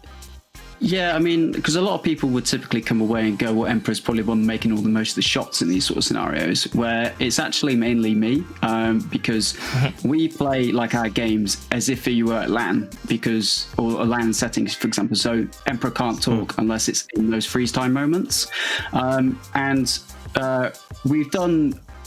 brought in my own things that I've seen from like professionals, etc., that I wanted to implement, and it has worked out quite well. And the benefit this team I think has had is because we've had 3 members core from CEX, and then we've had those 3 members from like Veloci stroke Bulldog, which is Impact, Cypher, and Emperor, come in. So it's not like picking 6 people from all different teams being thrown together. Yeah. It's 3 and 3 coming together, and Emperor then structuring us, the way we need it to. And then my style of calling is, I would definitely say more obviously strat focused. It's more methodical. We're not a team that are easily able to just run and gun kind of like a Puggy style. It's not our kind of go-to thing, but what we are trying to work on is be more pick up on the incentive of, if you get like a double kill on a bomb site and you're with your teammates, you take that sort of thing. It's not just then go to a passive hold, regroup, and then execute. It's now we actually need to learn to actually exploit that when it's the right time to do it. And the prime example was this team where we knew they played 2 mid most of the time, and mainly retake A. And if we took a double kill on A, we knew that we could take the site straight away, because there was less likely going to be 3 CTs there, and their rotates would be really quick anyway. So if we went to like a passive role, then the CTs are there, they're ready to reinforce to a hit. Whereas if you just take it, get in the advanced positions quickly, they can't really do much to get back into the site. So that's things we're working on. But overall, I'm really, really happy with the whole team. Sounds great. And in terms of Vertigo as a map for you guys, is that something where you think Emperor's kind of helped push you in this direction? Because it's a map that's kind of changing all the time. It's a map that a lot of teams didn't adapt to that quickly, especially in the UK, but now we're starting to see it played. So is that from Emperor and you kind of in tandem? Yeah, the team were a bit sketchy at first, wanting to play it. Like, it was only really me and Emperor that wanted to give it a go because it's fresh. And me personally, I absolutely love this map. I think it's a great map, and I do like it when Valve do change it to kind of spice up the meta, keep things fresh. For me, that's what I quite like. I don't like playing the maps that we all know, which is Dust 2, Mirage, Inferno, which is just the same thing every single day. Whereas with something like Vertigo, because it's so new and it does change, you can find these new things. And if you do put the time in, you are just going to be the better team, hands up. Less on the day you're just all being absolute noobs. It's a great map to learn. And now the team, I think it's fair to say that they do enjoy playing the map. We have converted them, me and Emperor.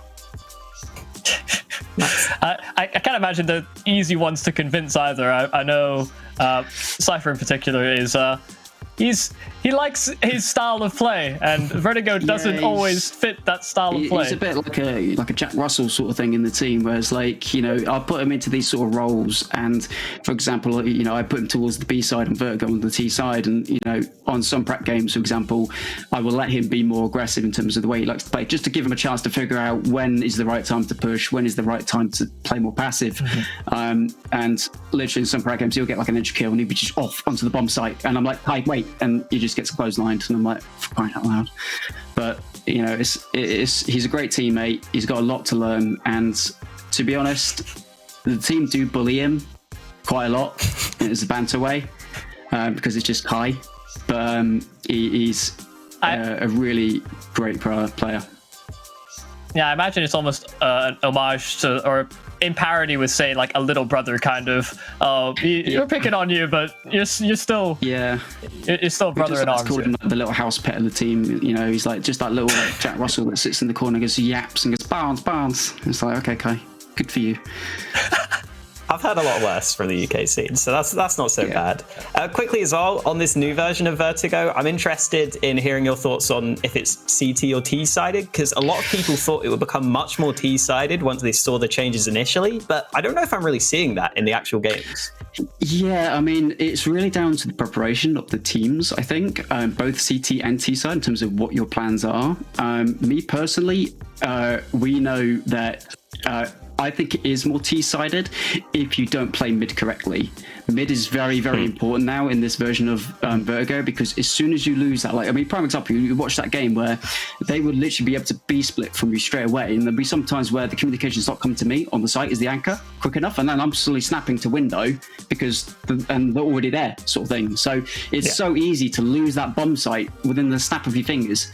Granted, as a T-side, it's hard to defend it, but if you set yourselves up properly and you've got enough util to kind of push the CTs into out of those choke points, or keep them in them, then you can typically defend them most of the time. So I'd say it's more preparation, but if you play it properly, CT side. If you don't play it properly in terms of CT side, then it's easily a T-sided map. Well, that's excellent. Yeah. Thank you so much for taking the time to talk to us, and congratulations on the win. Phenomenal season overall from you and the rest of the CEX guys. I congratulate you on just such a reinvigoration of the success of the whole project as a whole so far. Yeah, no, it's actually given a respect to CEX now, which is something that I personally am really, really happy about. And I'm looking forward to playing the finals. It's kind of weird how this format's gone, but you know, hopefully we show up against Endpoint in the finals. You know, we've shown that we can play against them to a competitive level, so we'll see. Yeah, well, thank you very much for talking to us, Nuke Dog. That is us now done for the day. We've had a phenomenal showing of games, and that CEX game was really one of the highlights and takeaways. In fact, just a small little highlight. I really appreciated talking to Nuke Dog just because he gave us such a great insight. But of course, we have our players of the match from that phenomenal game. And of course, one of those players, the guy we just interviewed, Nuke Dog, phenomenal B-side anchor, as you've pointed out multiple times in the game, and he showed up exactly when they needed him to. Yeah, go give Nuke Dog some love on his social medias as well, because it was nice of him to come on, and they're definitely a rising team in the UK right now, and you can see that in the players to pick in the player of the series. Another win for them here, another good performance from Murky, who we were talking about, and Nuke Dog once again. Of course, thank you very much, everybody, for tuning in. Thank you very much to our sponsors as well. It wouldn't be possible at all without, of course, the Intel Gaming, Stakesters, AOC, Razer, Parsecs, and today's results have been phenomenal as a whole, and I'm glad we have all these people on board, and I'm glad I've got to spend the whole day with you, Hawker, as well. It's been a fantastic experience, as we've seen some very one-sided affairs, and a very surprising first game win for VAC as well. Yeah, it's nice to get to see some UK CS again, and we get to see the standings. CX up there at the top, only dropping a game against Endpoint throughout the entire season, but Endpoint had some of those other slip-ups. CEX were the most consistent throughout the season, and they take the top spot over both Endpoint and Vex. That is huge for the Prem. You very rarely see anyone beating out both those teams. Yeah, especially a team that was given this sort of underdog line or storyline coming into this team that fell out of the ESL Premiership before, had to fight their way back into it, and now just surprising everybody at the top once again. It's a welcome sight to see familiar faces back on top, but a very, very interesting set of playoff games, as I'm really unsure as to which of these will come out on top. Nerd Rage on a good day can definitely take off a few maps on Endpoint and Vexed, because they're not immovable objects. They're not impenetrable. They have shown signs of weakness and certain flaws. One of the few losses that Endpoint sustained was against Pensioners, who had overall a pretty poor season. So there is always these caveats that there is a possibility. Anything is possible in UKCS Yumi. I've said it before, I'll say it again. You never know what's going to happen. But once again, thank you very much for tuning in, guys. That is our games all done for the day.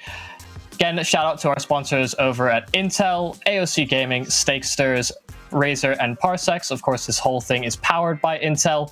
And guys, I really look forward to the playoffs, and I hope you'll join us there too. Thank you all for tuning in. Hope to see you next time.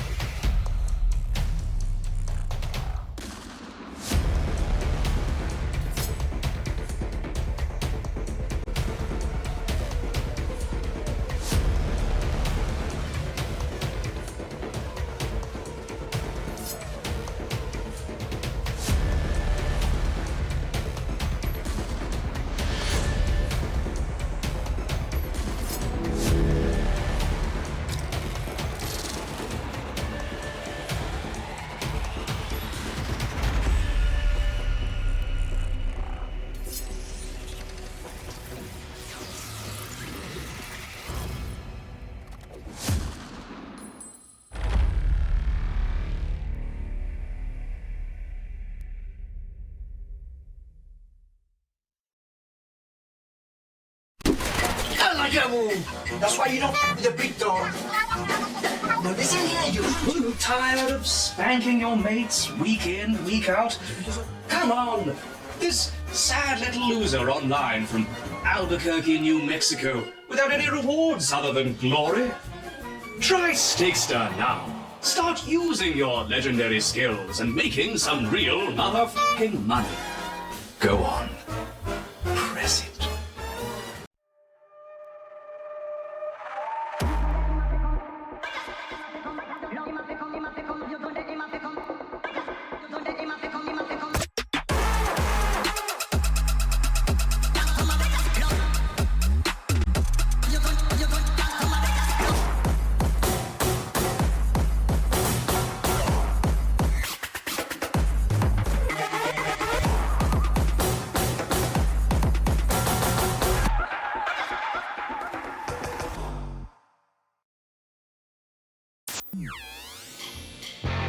Parsec lets you play your entire library of games on any device, anywhere, with anyone, at any time. It's easy. Install Parsec and boom, your PC game library is at your fingertips. Are you bored playing solo? Share a link with anyone and go multiplayer. No friends online? Jump into Parsec's arcade and play with people from all around the world.